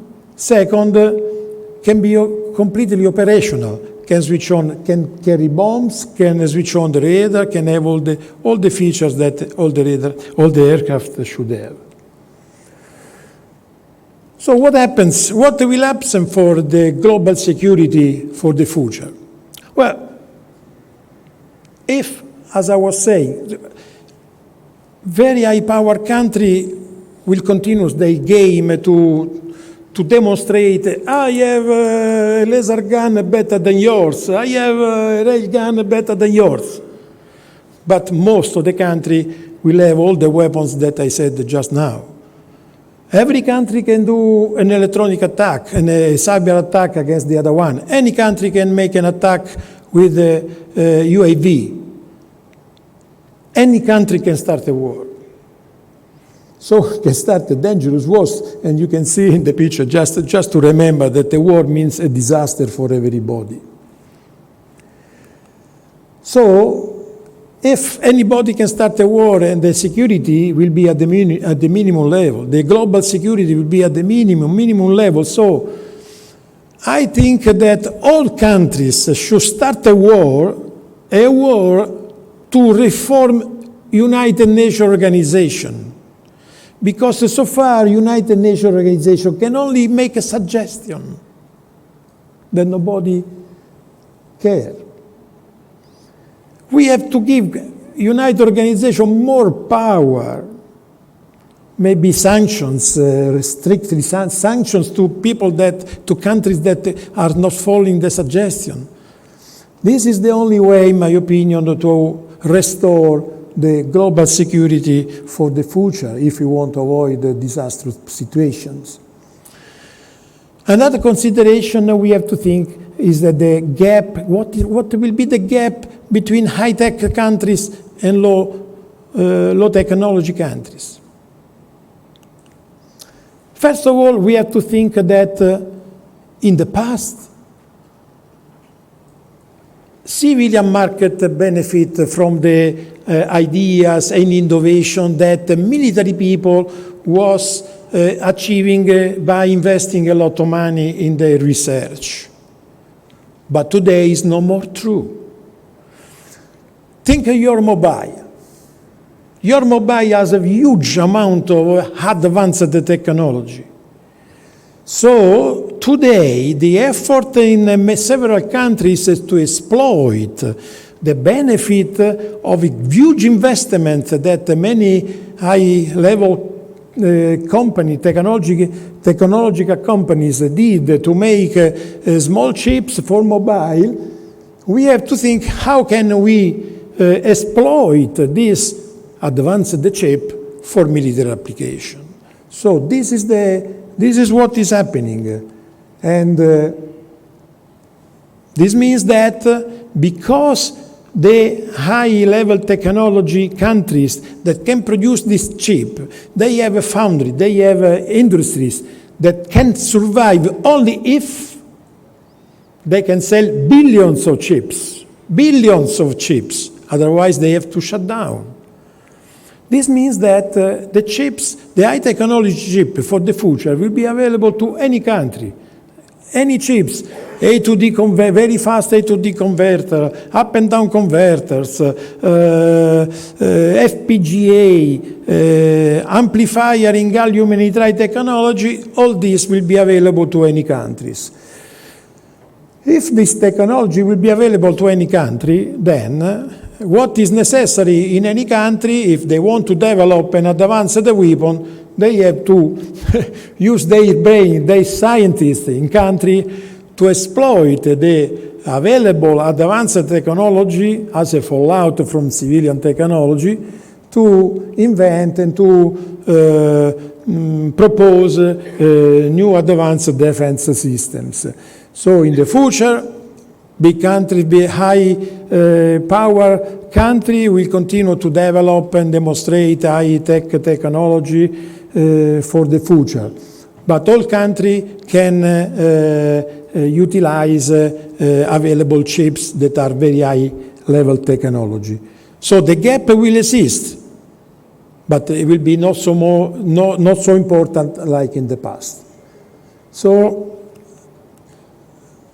in the conclusion, you can see, you remember the first slide, the Roman sentence, if you want peace, use prepare war. I say, if you want peace, prepare brain, because it's possible to do. Thank you very much for your attention. Thank you so much, Dr. Neri. That was definitely a very mind-consuming presentation. Now this brings us to the last presentation for this session, but definitely not the least. We are very pleased to have with us an aviation strategist, Colonel Dr. John Andreas Olsen. He is a colonel in the Royal Norwegian Air Force, currently the Defense Attaché to the United Kingdom. His previous assignments included tours as Director of Security Analysis in the Norwegian Ministry of Defense, Deputy Commander-in-Chief of the NATO Advisory Team at NATO Headquarters, Sarajevo, and Dean of the Norwegian Defense University College, and the head of the College Division for Strategic Studies. He has got the august task of combining all the debates which we have heard on technology, and then combining with it the future of military aviation, that whether the future will be, we will be looking at air power as technology integrated, or altogether a differently shaped and conceived Air Force as we see these technologies merge together. So Dr. Olsen, please. Thank you so much for that introduction. Your Excellencies, ladies and gentlemen, good afternoon from my side as well. And thank you to the leadership of CAS for giving me this opportunity. And thank you for giving me the last slot of the day to speak to you. Greetings also to my new friends from the Air War College who flew up from Karachi to be with us these 2 days. My proposition for you is that to appreciate the future of technology, to appreciate the potential of technology that Dr. Neri has talked about, we need to understand the entire phenomena of aerospace power. Air forces all over the world are brilliant when they get to talk about technology, weapon systems, and tactics. They are in a class of their own. Air forces all over the world are less comfortable talking about concepts, strategy, and theory. We have 4th and 5th generation aircraft. We're talking about 6th generation aircraft, but to some extent we're stuck with 1st, 2nd, and 3rd generation concepts. This is our Achilles heel. The future of air power depends on our ability to develop the cognitive domain just as much as the physical. We must move beyond our tactical and technological comfort zone. To do so, I suggest that we have to answer two major questions. Why and how should we study air power? These two questions are at the heart of our air power profession and is therefore essential to the future of our air forces. Let us begin with the why. Western air power has over the last 3 decades come to play an increasingly important role in national security, international relations and warfare. The historical records of the recent operations, Operation Desert Storm in 1991, the liberation of Kuwait, Operation Deliberate Force in 1995 in Bosnia and Herzegovina, Operation Allied Force over Kosovo in 1999, and Operation Unified Protector over Libya in 2011. They all demonstrate that air power can be the decisive element of military force in an entire air campaign. Air power also took the lead during the major combat phases of Operation Enduring Freedom and Operation Iraqi Freedom, when it contributed strongly to the departure of the Taliban regime at the time and the departure of Saddam Hussein's dictatorship.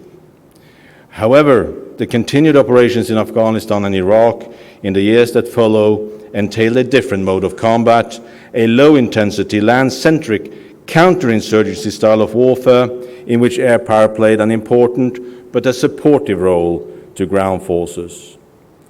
Whether air power is the leading element or supporting element depends on the political objective of any given campaign, but Western commanders have the ability to attack an opponent's sources of power, be it the leadership or critical infrastructure or fielded forces at will, with precision and around the clock.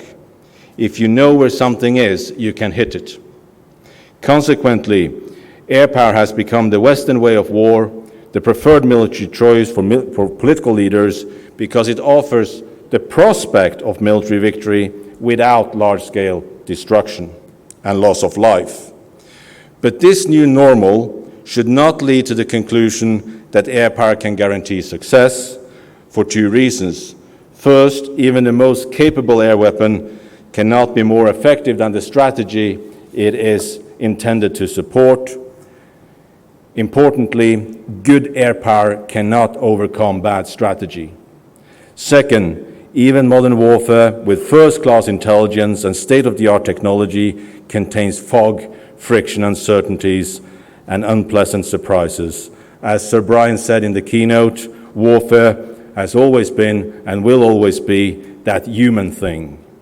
Air power, however powerful, does not offer a universal solution. This is why we should study air power. The next question is, how do we go about doing that? I would like to build on a book that I published 2 years ago, the Routledge Handbook of Air Power. And I suggest that we should orient our study in 4 parts, addressing 6 themes each as depicted in this model. The first part covers broad developments, the second and third detail operational depth, and the fourth expounds the wider context in which air power must be assessed. This is my main slide for today, so please take it seriously. Take up your cell phones, take a picture, memorize it, discuss it at dinner, frame it and put it up in your living room. Lyle, this is your next wedding gift. So let me start with part 1 in the upper left corner. The essentials of air power. Students must first explore what is the relative strength of air power. What is the uniqueness of air power?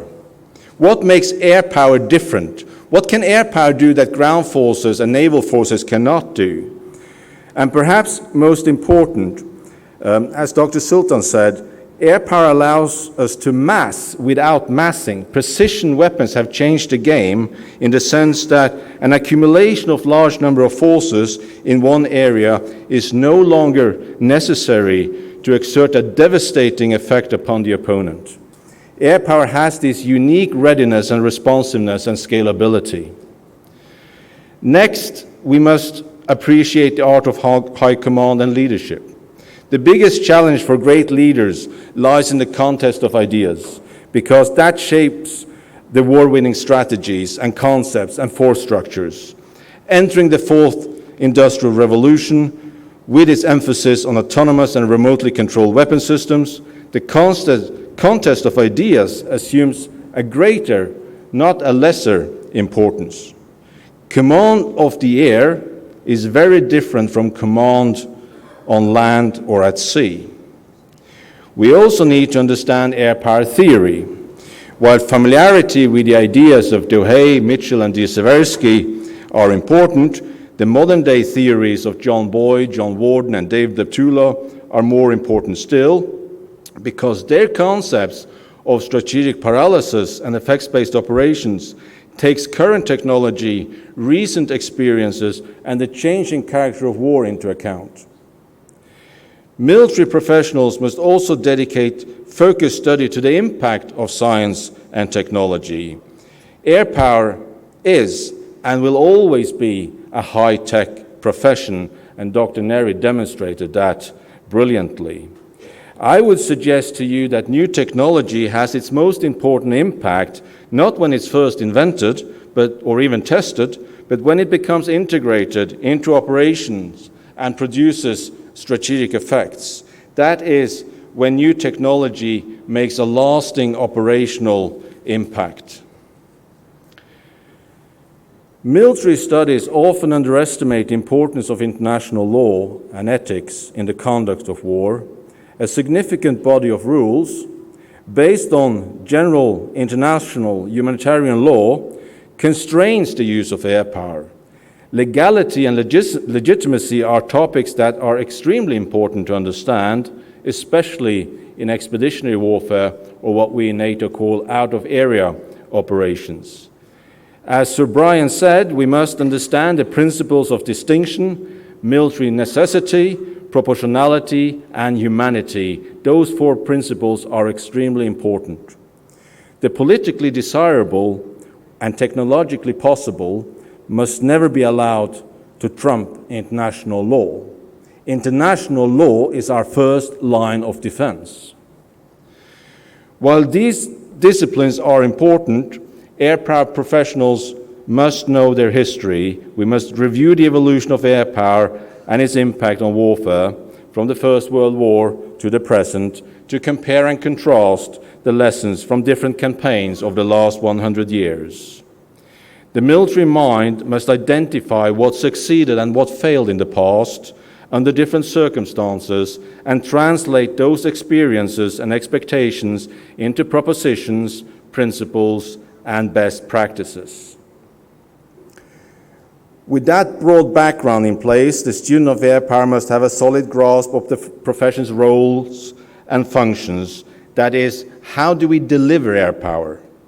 Moving clockwise on the slide, in the upper right corner, we have to begin by studying air power's four enduring core roles.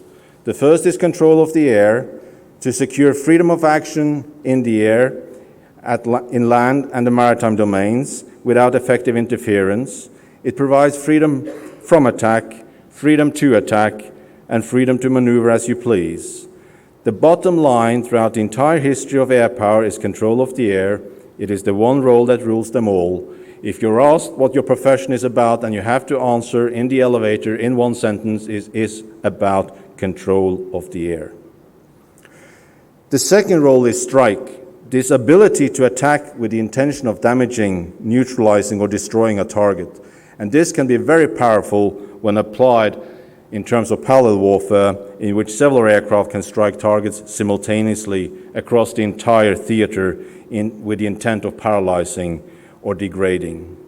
Air power can attack targets on the strategic, operational, and tactical level of war at the same time. That is a major advantage of air power. The third is intelligence, surveillance, and reconnaissance to inform tactical, operational, and strategic understanding. At the most basic level, it's about getting the right information to the right people in the right format at the right time. Yet, for those of you who have seen the movie Eye in the Sky, It demonstrates that even with perfect intelligence, you have legal and ethical issues when it comes to the decision of whether you should actually bomb or not. Being able to strike anything does not mean that we should strike everything. The fourth role is air mobility, to move personnel, equipment, and forces using airborne platforms to enable maneuver and sustainment. The 100-year history demonstrates, validates airlift as a means of crisis response for both humanitarian relief and military presence. Mobility includes air-to-air refueling, which extend the operational reach. These roles must also be linked to command and control, the crucial enabler to lead an air campaign, that is, to direct assigned forces by following the principles of centralized command and adaptive execution. Next, logistics. We tend to forget it. Logistics apply the principles and philosophies to support movement and maintenance of forces. It's a fundamental component of military capability. It enables forces to mount and sustain air power operations over an extended period. With logistics, with good logistics, everything is possible. Without it, nothing is possible. Part 2 on the slide is essentially the bread and butter for mastering air power. Next, moving to the lower right on the screen, the third circle, the student of air power needs to comprehend cross-domain environment to develop an understanding of how to apply air power as opposed to how to deliver it. That is the collaboration, coordination, and ultimately integration of air power into joint multinational and interagency environments. Inter-service cooperation and joint planning require an understanding of other domains, as well as mutual respect and ultimately trust. The optimal joint fight is not one in which everyone participates equally, but one in which everyone participates most effectively. Jointness is not about compromise, it's not about making everybody happy, it's about using the right tools for the job. The air professional must study air-land integration and air-maritime integration to the fullest.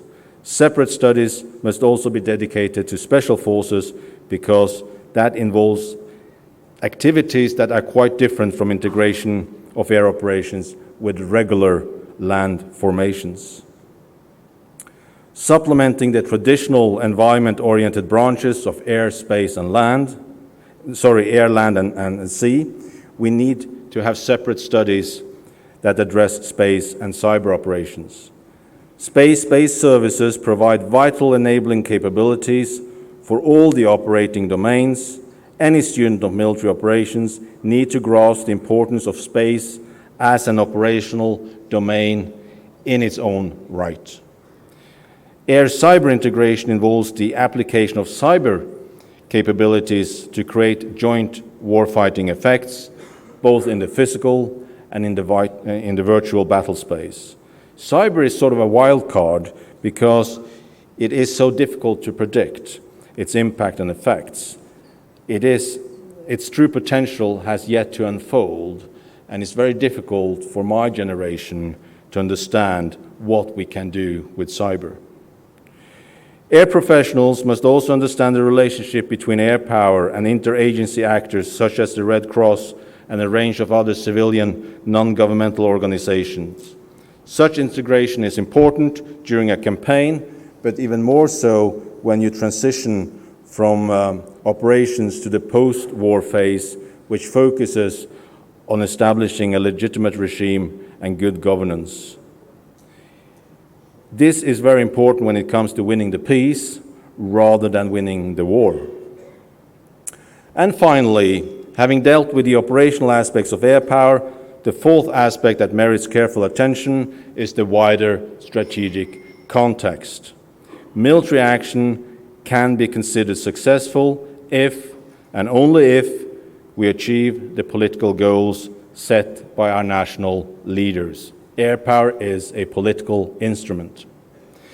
It is precisely because of air power's strength and potential destructiveness that its application also requires political prudence and political restraint. Extending that argument, air professionals must understand international relations, especially game theory, the art of coercion, deterrence and compellence, to use the words of Thomas Schelling. It's also important to be familiar with experiences from recent multinational operations. Understanding different political systems and national sensitivities and cultural pride and doctrinal preferences is just as important as technological interoperability. And it is no less important to understand the fourth estate, the press and the media. The instant reporting puts extra pressure on those involved in air power. The physical drama and psychological trauma will always lend themselves to negative pictures. We must do better to win the battle of the narrative, and the truth shall never be the first casualty of war. Media should be our friend, not our foe. Air professionals must also be able to justify the cost of combat aircraft. Building first-rate air forces is undeniably very expensive. Both parliamentarians and the public must understand that air power is worth the taxes they pay, the investment. The true cost of military equipment must be measured not by unit cost, but by the effect an asset has on the opponent, what we call operational cost effectiveness. Viewed in this way, even a costly fighter aircraft can be relatively inexpensive. We have to convince our politicians that buying new top-notch aircraft is not a cost, it's an investment. It's an investment in national security. This insight also applies to the interdependent relationship between industry and air power. There is a strong linkage between politics, air power, and industry. It's a trinity in its own right. Nations tend to cooperate with and buy material from like-minded nations, which in turn facilitates interoperability. This model, ladies and gentlemen, offers a way for how to study air power in width, in depth, and in context. While all 24 themes are important, I would argue that the combination offers insight into air power, into aerospace power, as a political instrument for war and peace. This guide is intended to improve knowledge of aerospace power by covering a range of interdependent themes and interpretations rather than advocating one specific approach. The objective is to develop an appreciation of the whole story of air power before its components. In conclusion, air power is to a large extent about tactics and technology. There's no denying of that fact. But a future-minded air service must encourage officers and service members to think innovatively, conceptually, and strategically. As the President said this morning, he referred to a book by Edward de Bono and his encouragement of creative thinking, of lateral thinking. We need warrior scholars who dare think new and different in our system, and our air services must reward them for thinking differently. The future of air power is just as much about understanding the profession as appreciating weapon systems. The future of air power is just as much about the cognitive domain as the physical domain. Thank you so much for listening to my thoughts.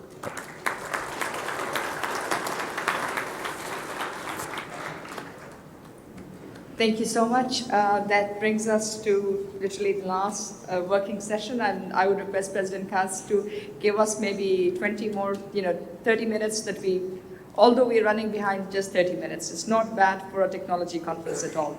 So the House is now open for questions. Please introduce yourself and also keep your questions succinct so that there's more time for others to come in.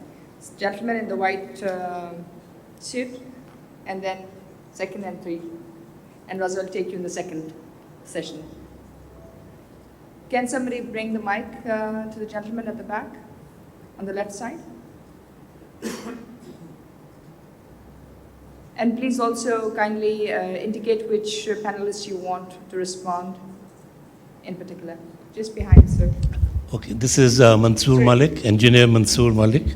Okay, Mr. Sir, please. go Okay, ahead. my question is both to the group captain, part of the question, and also to the Air Chief Marshal. The group captain has mentioned about thinking like a startup. A startup is created, not thinking, but created through a disruptive technology. It involves intellectual property, and it involves investments and also commercially viable product or service. So how do you integrate startups with remaining ahead of the curve in terms of AI and other disruptive technologies, both private sector and public sector ahead of the technology, ahead of the curve? We'll take 4 questions together, Ambassador Jilani, and then the gentleman in the 4th row. Umar, I think this gentleman in the 4th row. Well, my question is directed to Group Captain Lyle.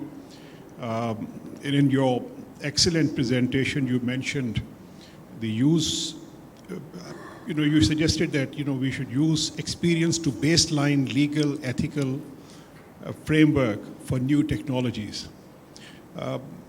I was wondering if there is any initiative at the global level to bring new technologies related to artificial intelligence, cyber warfare, hybrid warfare, etc., under moral, legal, ethical framework. Thank you. And the third question for the gentleman at the 4th line. It's just okay, there's somebody behind you.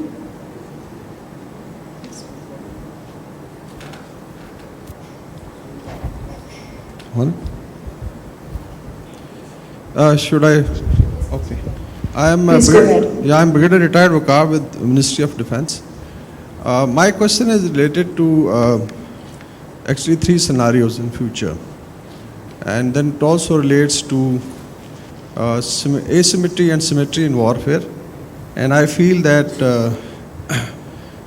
anyone can, I think, make an attempt to answer. And the background is that in last 20 years we had a unipolar world, and air power was applied basically between the West and the developing world. So there was a very clear asymmetry. All the doctrines developed during Cold War were not applied because there was no clash between 2 big powers or 2 big blocks. But in future, and looking at parallel development of high-tech weapon systems, especially the hypersonics, anti-satellite, and network-centric warfare. So there are 3 scenarios. One is, let's say you have a war between 2 large powers. I'll not name it, but let's say there are 2 equally developed powers, so which have equal capability to attack each other with high-powered and high-tech weapon systems. So what I feel is that, as you said, the center of gravity will be the data and the nets which are created. I think within 24 hours, these will be knocked out. Like you will have cyber blindness, and you will have networks blown. You have 5 to 6 submarine cables where the internet operates, and then you have satellites. Imagine they are knocked out in first 24 hours, so you have a cyber blindness. It means that even the bigger powers will have to have standalone systems. And then, of course, reliance on ground forces to do what air power is designed to do, because you'll be so much accustomed to net-centric and command and control system that you will be virtually blind. So that is one scenario. The other is asymmetry that we have seen in Afghanistan. I think the best air power available with 46 countries was applied for 18 years. And today we have, on 29th,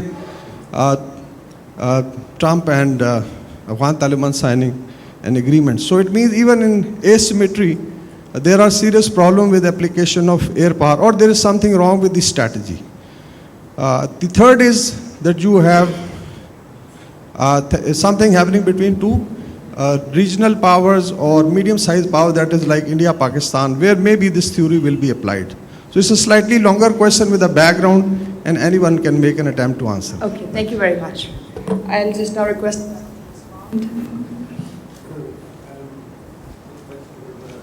I just want to go back to the question that I go back to the question I started on this morning about government investment in R&D, and there's some specific narrowing required when we consider the way aerospace needs to operate at startup level.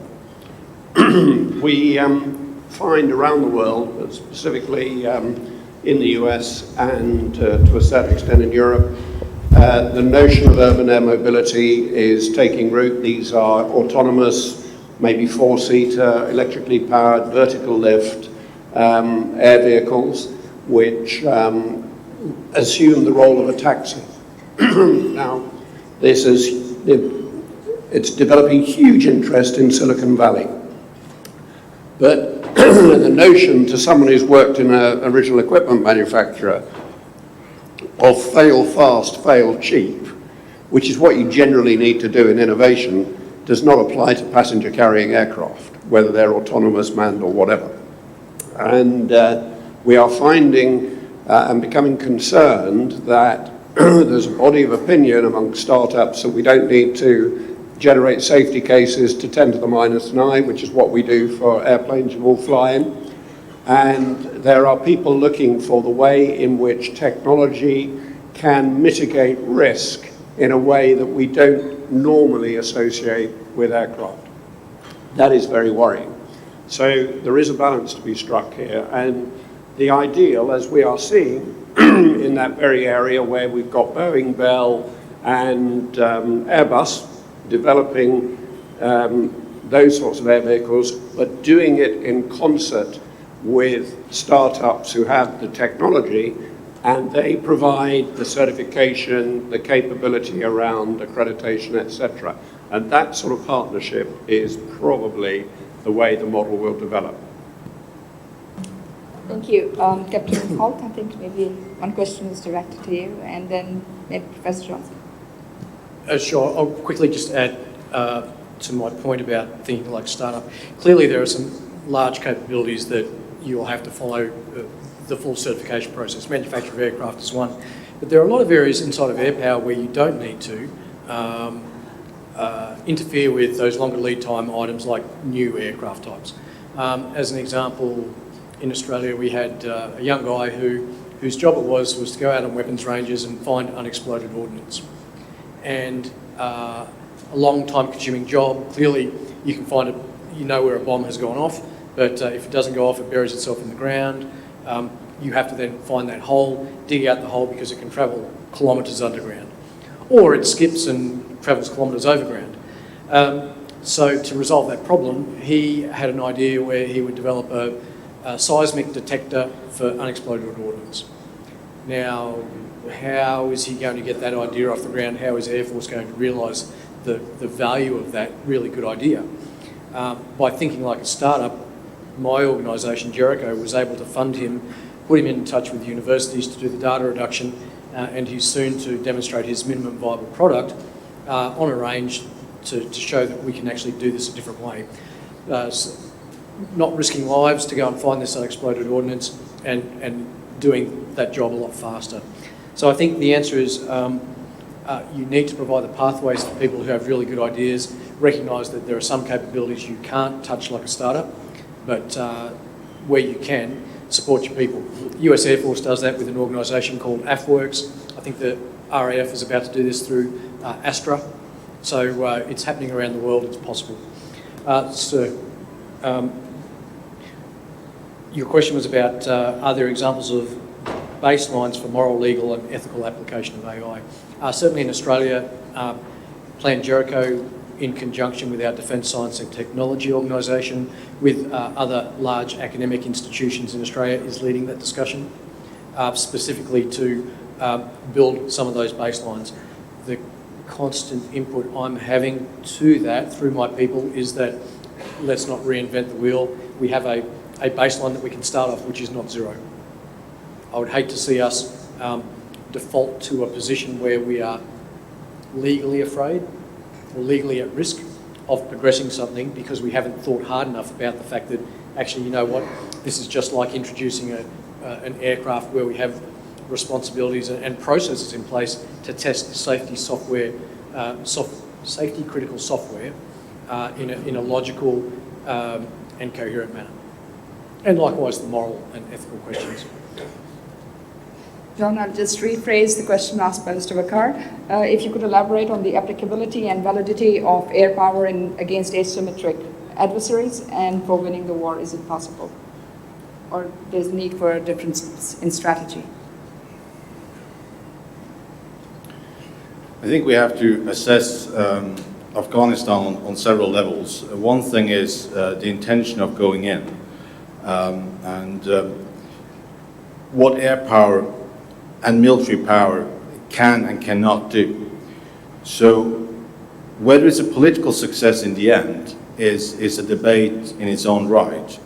But to a large extent, the military forces achieved the limited objectives they were set to achieve. And when I look at the European partners closer to home that contributed to the coalition, they came in without any knowledge or very little knowledge of how to conduct counterinsurgency campaigns, because they came out of the Cold War, they hadn't been thinking in those terms, and they had to adapt to a completely new way of warfare. And I think in hindsight that they did quite well. There were mistakes, it wasn't perfect, but I think overall, as a military force, that we adapted to that kind of warfare quite well, given that it is a hopeless situation altogether. But with the limited objectives that we set ourselves, I think from a military standpoint, it was quite successful. And I think we adapted well to counterinsurgency warfare. The challenge nowadays is to get back to fighting for national survival, and especially in Europe, how to defend your home country, how to defend the North Atlantic, how to defend the space back home, because we have been out of that business for the last 15, 20 years. So it goes back and forth all the time. May I also just add a little bit on the question of startups? I mean, it's interesting how an Air Force can work together with industry and computer companies and geeks, but how do you get a cultural change within the Air Force and the military which allows everybody to challenge current doctrine and ideas? Because there is the risk that sometimes when you challenge an idea, you will be wrong. You may be ridiculed. Now, should you be punished for that, or should you actually be rewarded for having tried to think out of the box, having tried to think laterally and differently? And that's a challenge that most of our air forces struggle with, because we are very fond of the groupthink, and we all lack the diversity that Lyle talked about. But we're moving in the right direction. Thank you. Thank you, John. I think Ryan would add a little to it, and Captain Holt as well. Sure, just on, there's 3 points I'll bring out. One on asymmetric warfare and the use of air power. John's absolutely right. In the early days of Afghanistan, we were unprepared for the effort we'd have to put into ISR.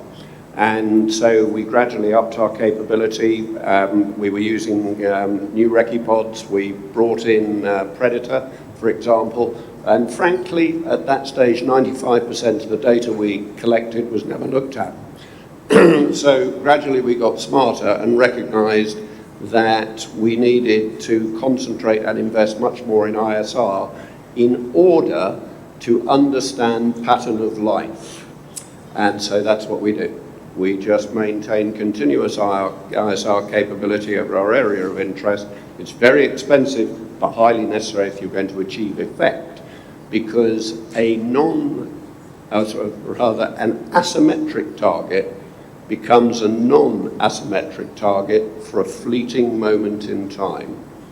And that's the moment you've got to find it and have a weapon there. That's the first thing. The second point we're going back to ethical and legal frameworks, etc. I mean, our doctrine in the UK is that our starting point in campaigning is to be able to articulate our targeting regime on the basis of strategy to task to target. You then determine your targets. I'm issued with a targeting directive from the Secretary of State, which has to be signed off by the law officer, both political appointees. So you've got absolute forensic, civil, political control of the military. And I'm very glad we did that, because when you go to war to the extent we did in 2003, you are challenged. And I've been through 2 judicial inquiries, and there's a certain organization in Europe who wants to put me in jail too. And I know that we have a legally watertight foundation for what we do, and that's fundamental as part of the moral component of fighting power. And the third point, I'm going to answer a question that hasn't yet been asked. Much of our experience in recent air warfare, certainly up to Libya, has been on the basis we haven't had to fight for control of the air. Now, we in the Royal Air Force had to do that in the Falklands campaign, and we very nearly got it wrong. And that would have had dramatic circumstances. In Libya, we started coming up against double-digit SAMs. We weren't really equipped to understand that. And then, of course, in Syria, back to the Russian infantry. And the Russians, as Dr. Deary knows, have been developing their capability on thermionic valves and that sort of thing. We're probably the last 2 people in the room who studied that at university. But they can exhibit enormously high power outputs for electronic warfare and in radars. And we were totally unprepared for that. Just keep it short. Sure. I just highlight back to you, your question, I guess, was focused on traditional concepts of air power. And I'd look at it from a totally non-traditional viewpoint. And that is, you know, the value of things like swarming drones as one example. But certainly some of the things that we're working on in Australia is rapid ISR access to denied and contested areas. So flooding an area with a range of small, cheap, and I'm talking hundreds or thousands of dollars sensors that we can distribute in the battle space at short notice from the atmosphere down to the ground level, that can work on a queryable basis, so it doesn't need to be providing full motion video back to us. We can ask it a question, and when it gathers data that answers that question, it can send it back to us. So there's a range of ways that non-traditional air power, if you think differently about the problem, can contribute to an asymmetric fight. Thank you. Gentleman in the brown suit, then Raza, and then Suryu. Thank you, Dr. Maria Sultan. This is Usama Nizamani. Can you switch on your mic? My name is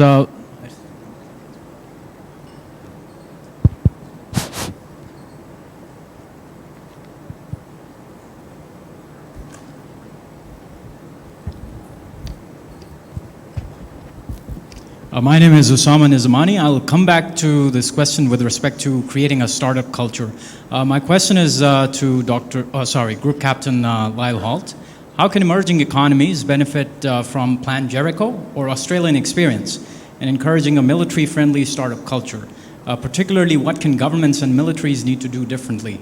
And with respect to AI platforms, how can development in AI-based platforms and intersection with data science help command and control make more effective decisions? Similarly, will AI platforms enable countries in strategic sense be at comfort to adopt preemptive or preventive war strategies in future? Thank you. Thank you, Heather. Raza, and then Suryu.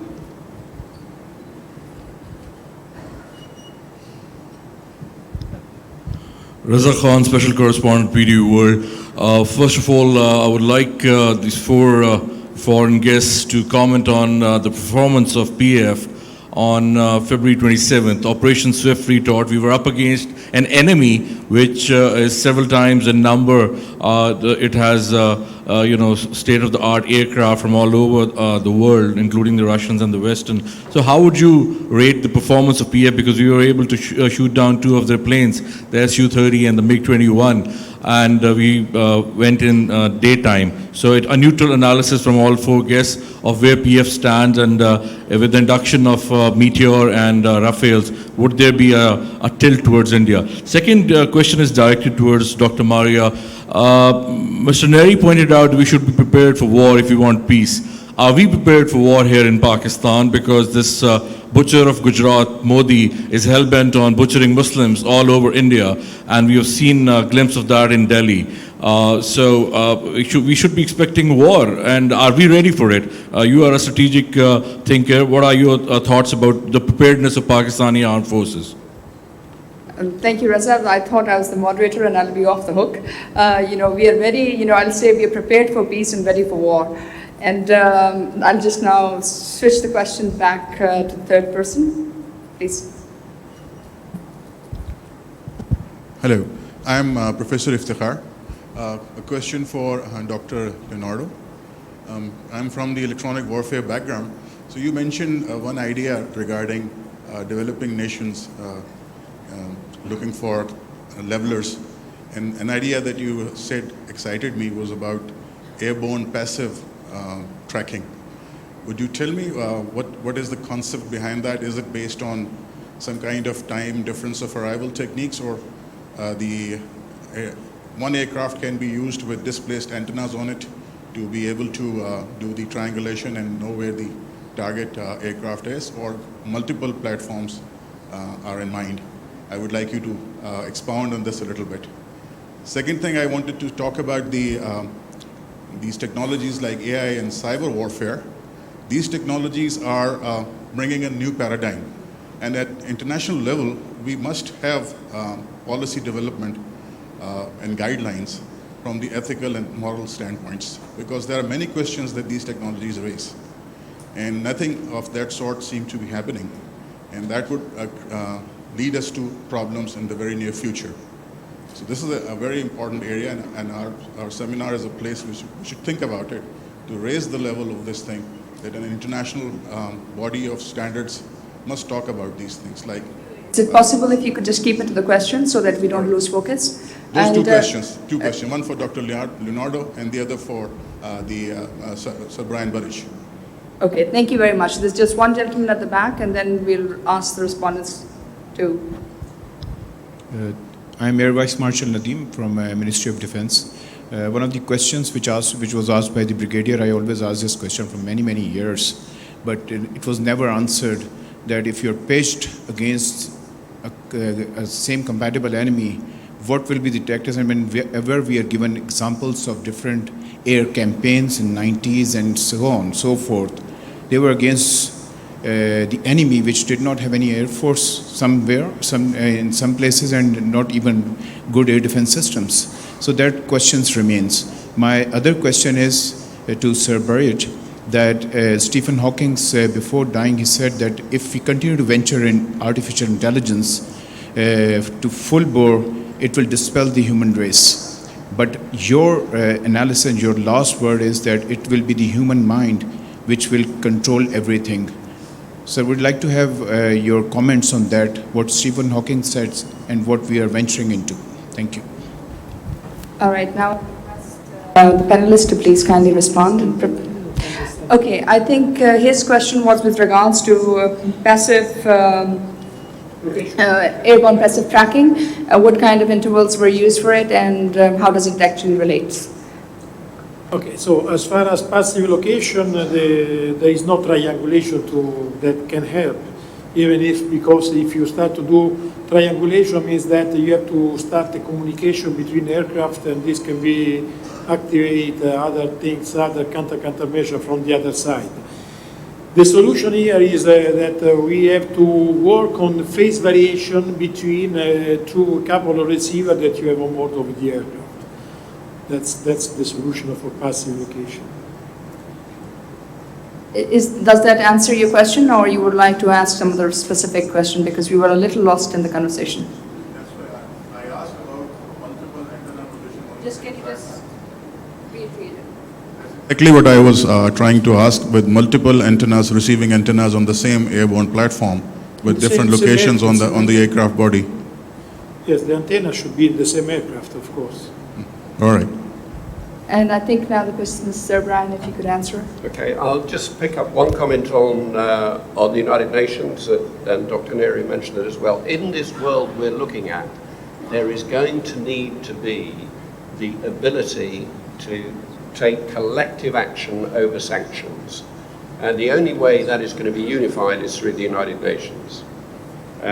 Secondly, on cyber warfare and the ethics and control of it, we agonized over this for 5 years and ultimately came back to where we started, that the law of armed conflict applies. So if you apply the 4 tests in terms of the impact that your offensive cyber will have, then you have a legal framework.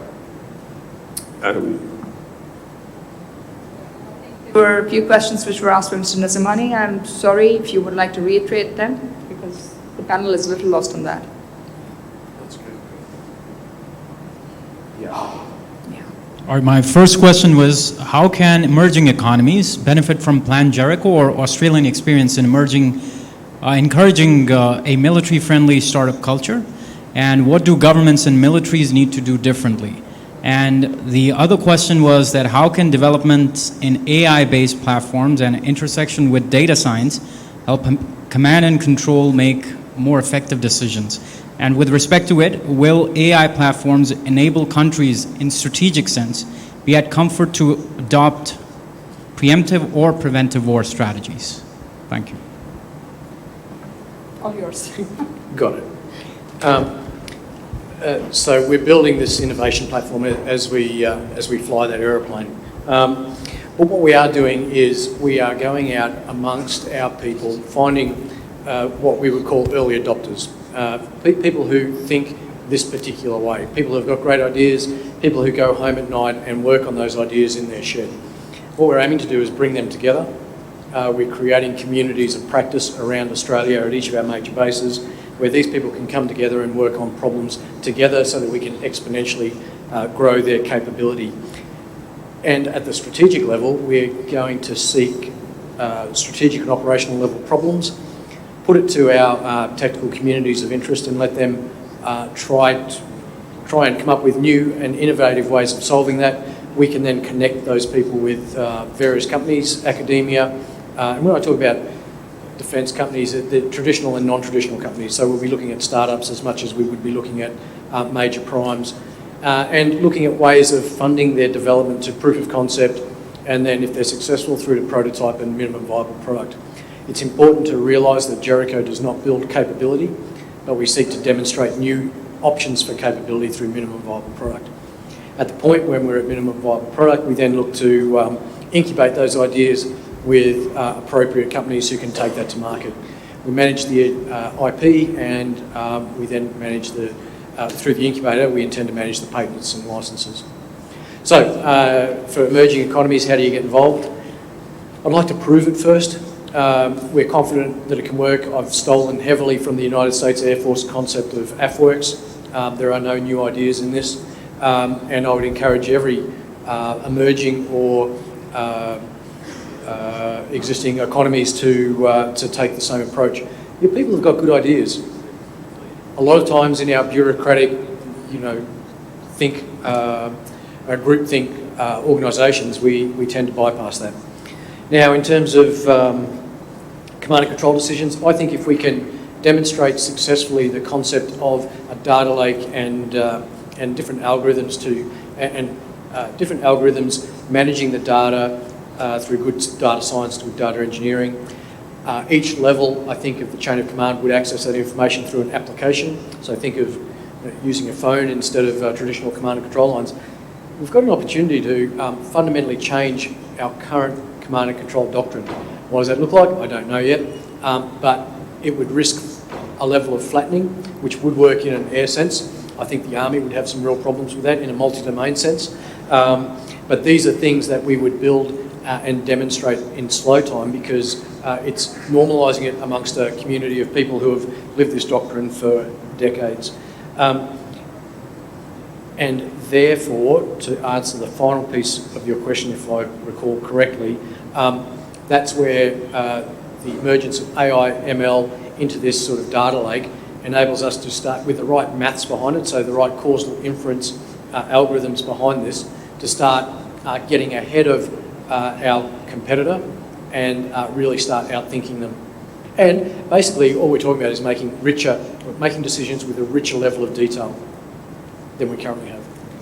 Thank you. I think last question John wants to respond to, and then we'll take the last round of questions. You have to ask them about my question. I asked these four guests Raza? how to comment on Operation Swift Retort, because you've been rephrasing other people's questions, but this is a relevant question. Raza, I think you are not answered. Raza, I think you should just calm down. I'm sure they will answer. I'm the only media person around, and I think there are a couple of other media people as well, and they will take and respond to your question. with respect as well. I'm covering this event, and you need to ask them. We will definitely ask them these questions. Asking them all sorts of stupid questions, and then you'll be rephrasing them. Raza, I would appreciate if you just keep it, in terms of a civil argument, and I'm sure all our panelists would be more than happy to respond to your question. All right. So this brings us back to the question which we were asking. So please, I'm sure Mr. Professor John, you would like to respond to.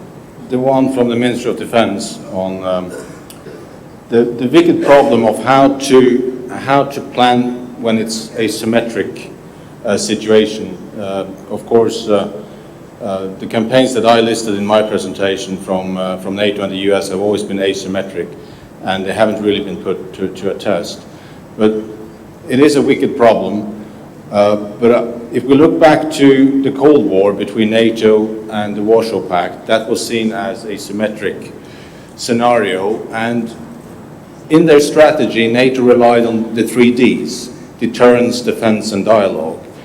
And our emphasis was to deter any opponent from attacking us, but in order to be credible, have credible deterrence, you have to have a strong defense. You have to be able to defend yourself, otherwise you get too vulnerable.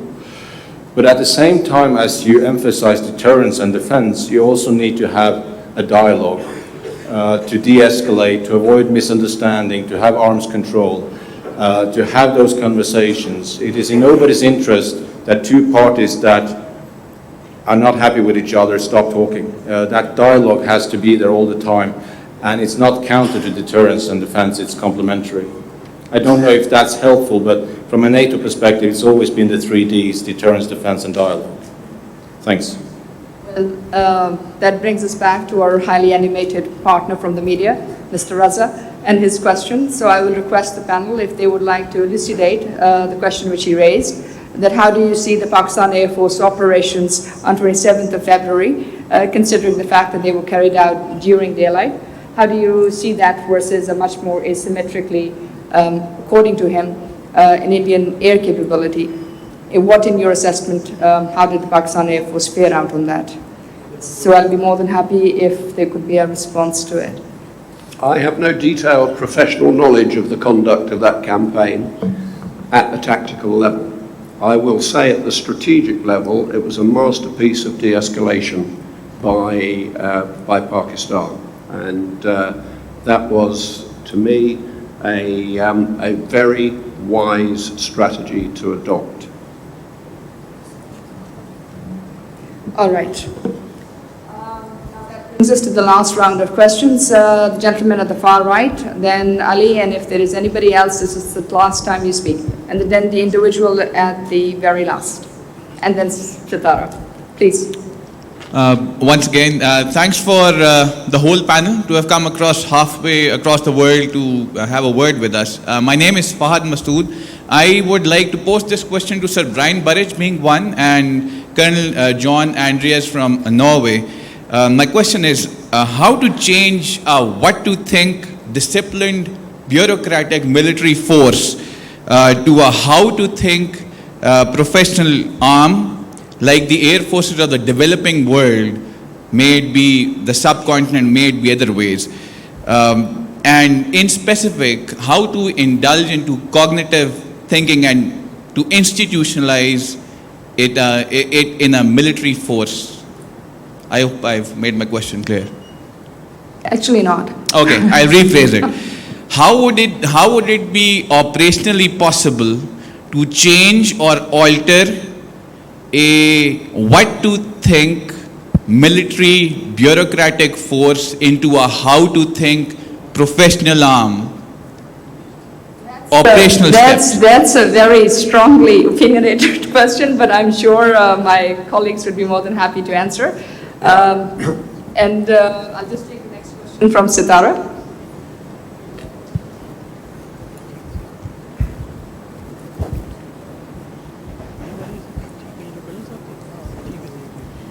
Thank you, Dr. Maria. My name is Sitara Noor, and I'm a Senior Research Associate at the Center for Aerospace and Security Studies. Yes. Okay, thank you. My question is directed to Mr. Dr. Olson. A few days ago, Elon Musk gave a very interesting statement with regards to the end of the era of fighter jets. He was specifically perhaps talking with regards to breaking the monopoly of Lockheed Martin, but he gave alternatives with regards to unarmed UAVs and drones specifically. How do you look at the future of aircrafts or the future of air warfare with regards to, in the light of that statement? Thank you. And then the gentleman at the last. Yes. And of course, you get to have the second line privilege. While Ali, you'll have to wait for a second. Okay. Okay. My question relates to both Sir Brian and Group Captain Holt regarding the data. You mentioned that that's going to be the fuel of artificial intelligence for tomorrow, rather today also. So, do you think this data is going to be offered commercial off the shelf? And if so, what are going to be the challenges or the vulnerabilities associated with that? Thank you. Ali?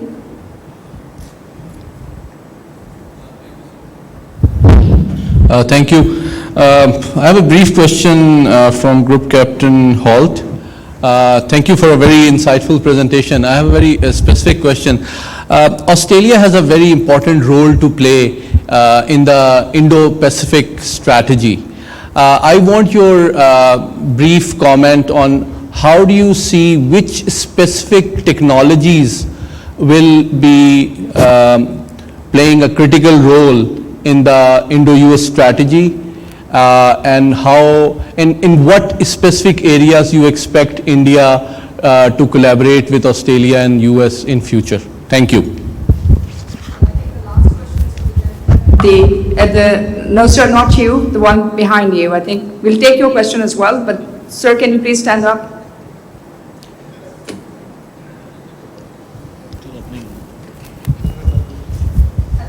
If all of you can just keep your questions brief so that we can take everyone's question. My question is to Air Chief Marshal Sir Brian, sir. So the data you are talking about, for example, the American Department of Defense gave a contract for $10 billion for the data to Microsoft. The point is that when a country like Pakistan or Vietnam asks these companies to bring that data storage into Pakistan, it is thought of that it is ethically wrong, that it is morally wrong, that we are trying to strangle the freedom of information. So how do you find a balance in all of this? I think there's just one gentleman ahead of you. If there are no, yes, please go ahead. Thank you. My name is Babar. My question is at the strategic level. What can be the candidate application of artificial intelligence, especially for a smaller country, which can help maintain balance of power and national security? Thank you very much. Now I'll request the panel to kindly respond to the questions.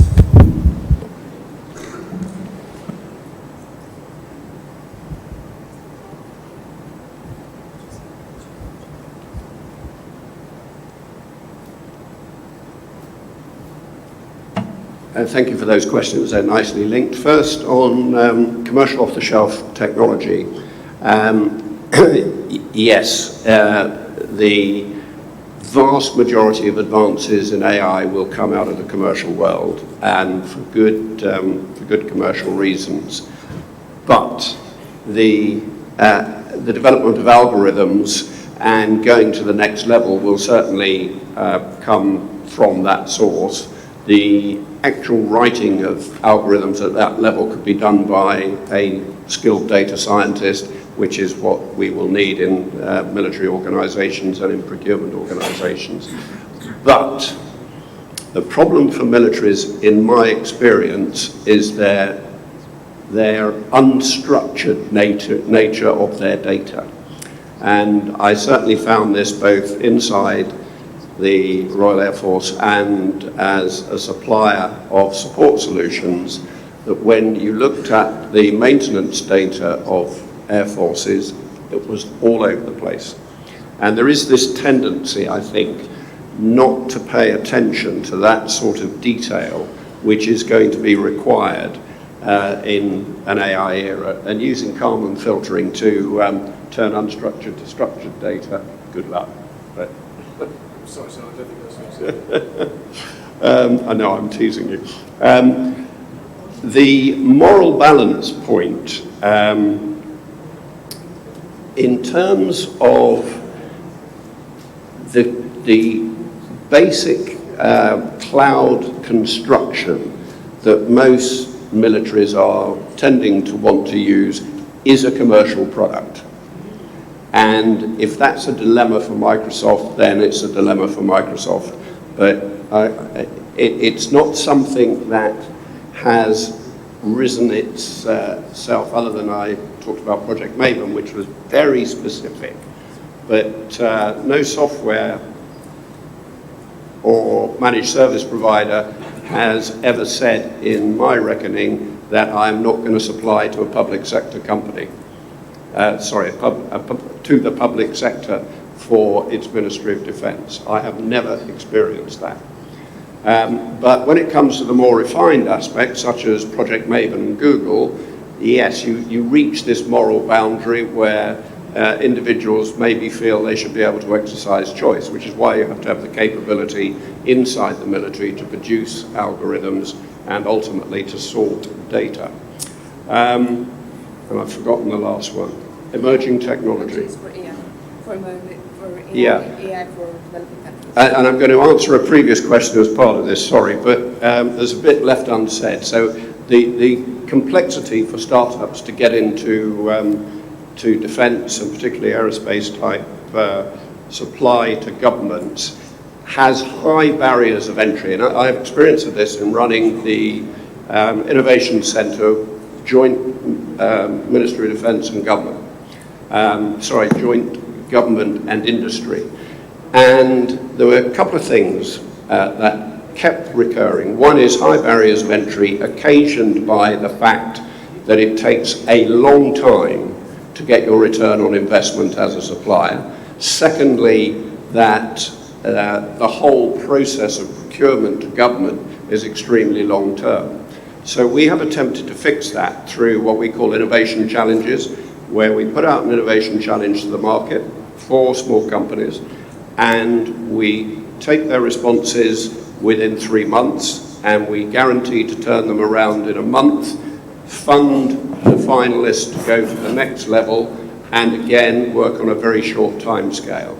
And in another part of the forest, if someone comes to us with a good idea, and we think it's a good idea, we'll put it on contract within 14 business days. And that's what small companies need. And they need to know they're successful quickly, otherwise they'll have to go away. I think one other question was there, that is from why to how to become a professional force. How do you? Education. Half my professional life was spent as a Cold War warrior, the other half in a completely different set of circumstances. We stumbled out of the Cold War in the UK without really understanding what was going to be asked of our future commanders. And this went right across the board, from procurement, capability, understanding how to address complex operational problems. We thought deeply about it and we changed our education system dramatically. Secondly, and you've got a flavour of this, there is a sense that air forces are anti-intellectual because it's about the kit, it's about the technology, and not about thinking it through. We had to break that mould, and successfully done so, led by the Chief of the Air Staff, who decided to invoke a number of fellowships which are funded so people could go and read for PhDs, etc. American Air Force have been doing it for years. We certainly hadn't very much in Europe, but that's what it took. You had to really rethink your education and thereby change the culture of your Air Force. In other words, what it is that is regarded as the important ingredients for senior rank? Thank you. I think Dr. John. First on education, just to add to, I agree fully with Sir Brian. I think there's two things at least to think about. One is to appreciate education from the beginning, so that there is a system in the Air Force where you have basic education, you have the academy, you have the Command and Staff College, you have a senior leadership course, and in between you have different courses on legal issues or whatever it is, so that you get updated on the intellectual bit, so that you can always make it relevant to the operations and to your daily job. So one thing is to set aside time in the military system for that, and to provide master degrees, to provide PhD degrees, and to maybe have a tour at the think tank and have that interaction. The second thing is to emphasize operational art rather than operational science. We are extremely fond of being engineers one way or another. So we have to be able to think differently in the future with the new weapons and how to adapt to the new security challenges. We have to challenge ourselves. The brain is constructed with two sides. One is a bit scientific, the other one is more creative. We need to use both sides of the brain more often. I once asked General Chuck Horner, who was the air boss of the Gulf War of '91, what the best book on Desert Storm is. And he said it's Forsyth's book, The Fist of God, which is of course fiction. And I think there is room for fiction as well in our literature, because we need a broad base of literature rather than the narrow military literature that we're normally used to. The second question on drones and fighter aircraft, I'm not going to answer your question because it's too difficult for me, but I'll give two reflections on it. One is that drones are already here. Many people talk about the future with drones, but the last big campaign in Israel had more drones in it than it had fixed-wing aircraft. The other is that drones will never replace fighter. Never is a strong word. Drones will never replace fighter bombers in the near future, because it is such an asymmetric advantage to have those fifth generation aircraft. I'm reminded of an analogy in our kitchen. We always had a stove oven, a gas oven, and then in the 80s we got the microwave oven as well, and it sort of revolutionized kitchen and fast food and the way we cook. But we didn't throw out the old oven. We kept both because they complement each other. And I think we should be careful whenever we get a new technology, however nice it is, like drones, it doesn't necessarily change warfare as such. So my reflection on this is that the drones have changed the character of war, but not the nature of war. And there's a big difference between those two. Thank you. Thank you. Now this just literally brings us to the end of today's session. And before I conclude, I'll just request if there are any last-minute interventions, if any of the panelists would like to make. If not, ladies and gentlemen, this brings us to the end of the session. And as the distinguished colleagues and delegates have spoken, emerging technologies is not only shaping the future of warfare, but it will also have a deep impact in terms of how future air battles will be fought. And in this, one central component which has emerged is that perhaps one of the cardinal component which will be emerging in national security will be air power, because it is perhaps the one arm in the armed forces which is much more technology absorbent than others, and would be having the induction and the speed with which they will be absorbing these technologies would be much faster. But with these also come up certain ethical questions in terms of how far, how deep these technologies need to be integrated, what would be the role of future technologies, and most importantly training standards, and last but not least the role of man in warfare will be the determining factor as we see technologies emerge. So with these few words, I thank you all for your patience, and please join me with a round of applause for our distinguished delegates for giving us this insightful talk.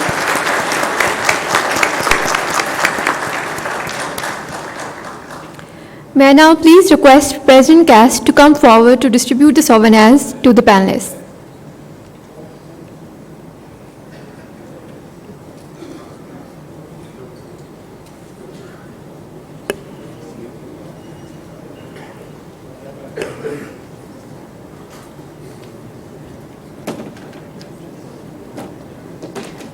I request Sir Brian Burridge to come forward to accept his souvenir.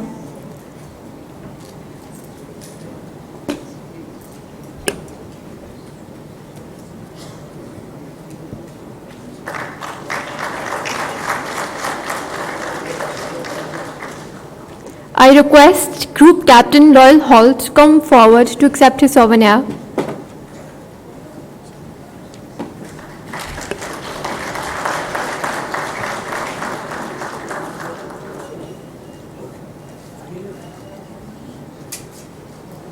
I request Dr. Filippo Neri to please come forward to accept his souvenir.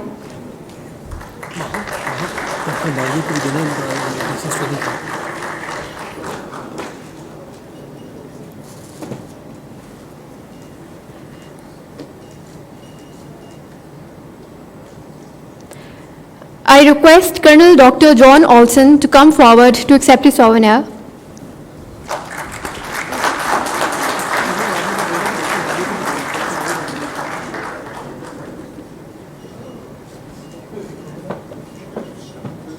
I request Dr. Maria Sultan to come forward to accept his souvenir.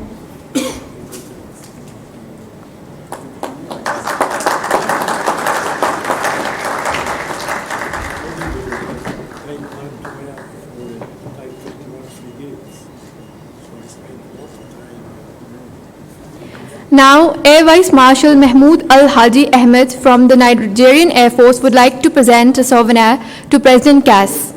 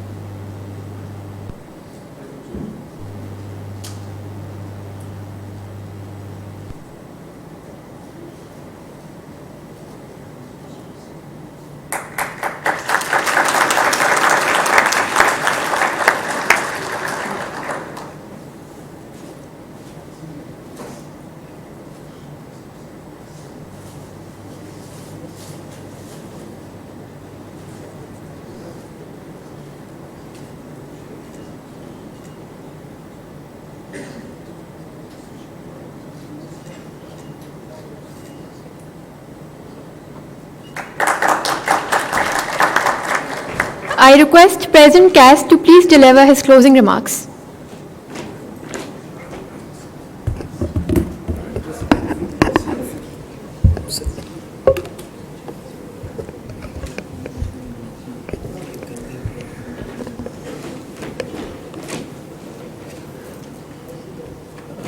Ladies and gentlemen, it's been a long day, but all of you that are present over here, I wish to thank you for persevering and staying back till the end of the day. First of all, I wish to congratulate and felicitate all the speakers that have spoken since this morning and the afternoon session. Way back when we were writing the concept note and we were defining the scope of the talks that these panelists was to deliver, we had certain objectives visualized, but what they delivered at the end of the day as experts, I can safely say that they exceeded our expectations. These were difficult questions that were posed on the subject of technology, and I am very happy that they were able to, for us, predict the future, where we are headed into the future, and possibly the pathways to adapt to that future. So congratulations once again, all of you, for excellent presentations. Again, the closing remarks were to consist of the major takeaways from the day one proceeding. Obviously, I don't want to repeat all these presentations all over again, because we'll be here for another day. So I'll just go through the bullet points, for starting with the session one.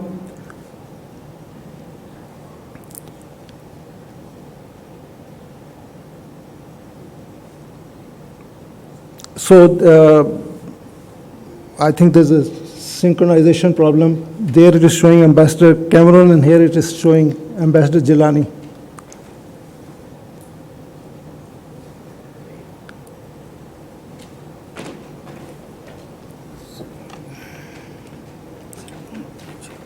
Okay, thank you.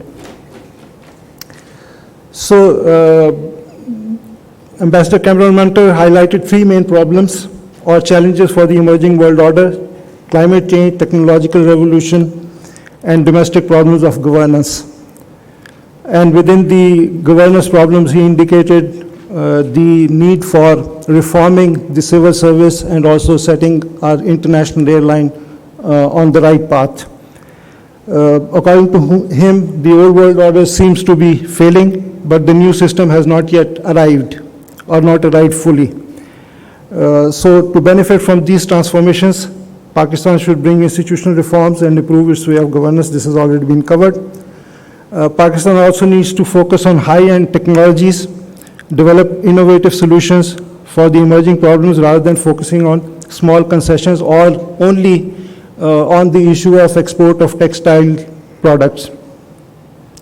Acknowledging the Western alliance's silence on Kashmir issue, he pointed out Pakistan's silence on human rights violations against Muslim Uyghurs in China. So he shone light on the fact that all of us can have blind spots. Then Ambassador Inam, in his remarks, stated that states are building strategic alliances and new weapon systems to maintain their dominant position and to exploit some of the world's resources, which are fast diminishing. The US is responding to China's rise by following a containment policy. Efforts are being made to portray Chinese assistance as a debt trap, whereas it is the Western world that has created that trap for the world. On India, he was of the view that these internal and external policies are bringing the region to the brink of war. World must not follow the policy of appeasement for their short-term political and commercial interests. Ambassador Jirani in his remarks stated that despite acute differences, US, China, Russia will compete and confront at the same time. And he also emphasized that we can't leave the US for China. We should aim to maintain friendly relations with both of them as far as possible. And he suggested the following steps for Pakistan's future strategy.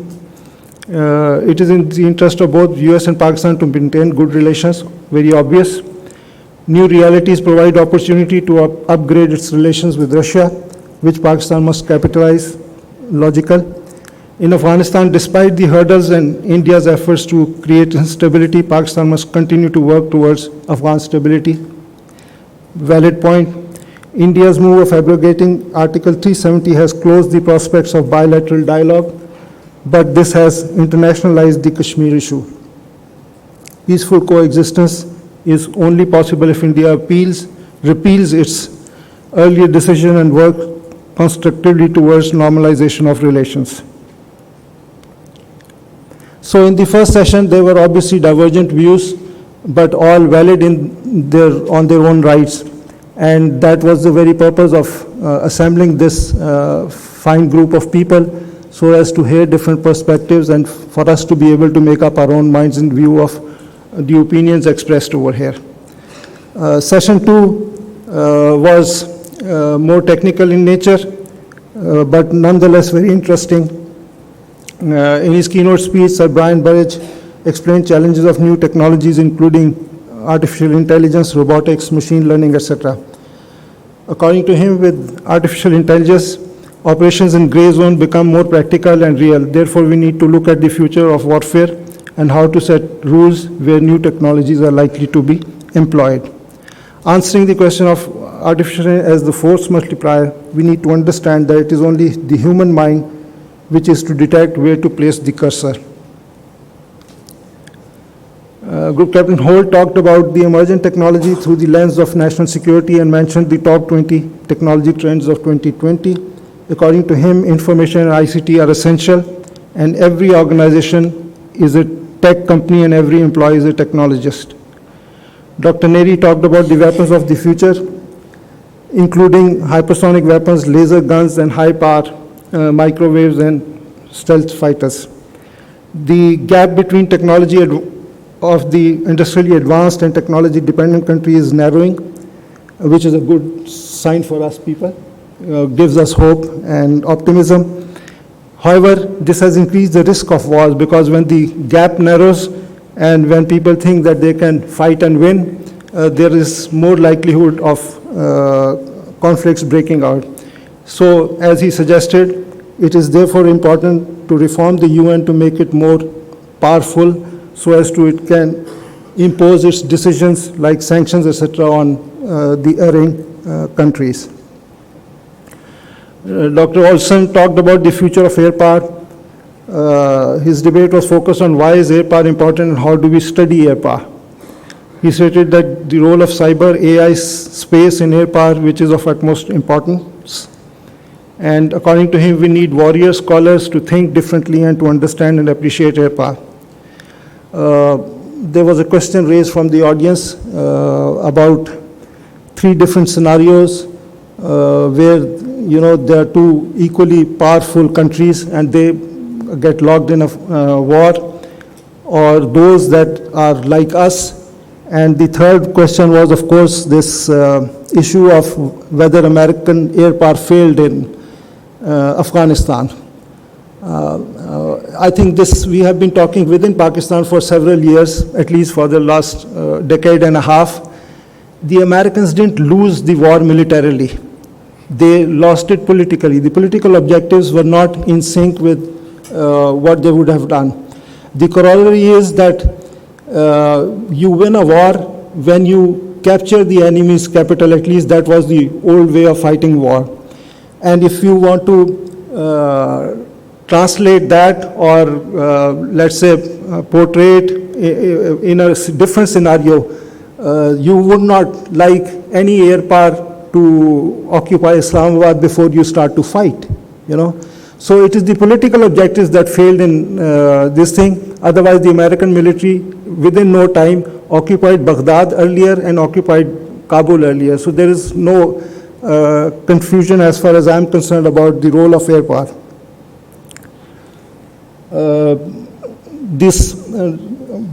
I would like to suggest to the panelists that what we have shown you is a brief summary of what transpired today.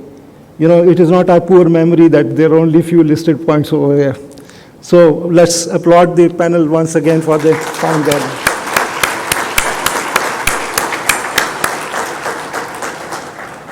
Thank you. Thank you, Mr. President, for your very important words.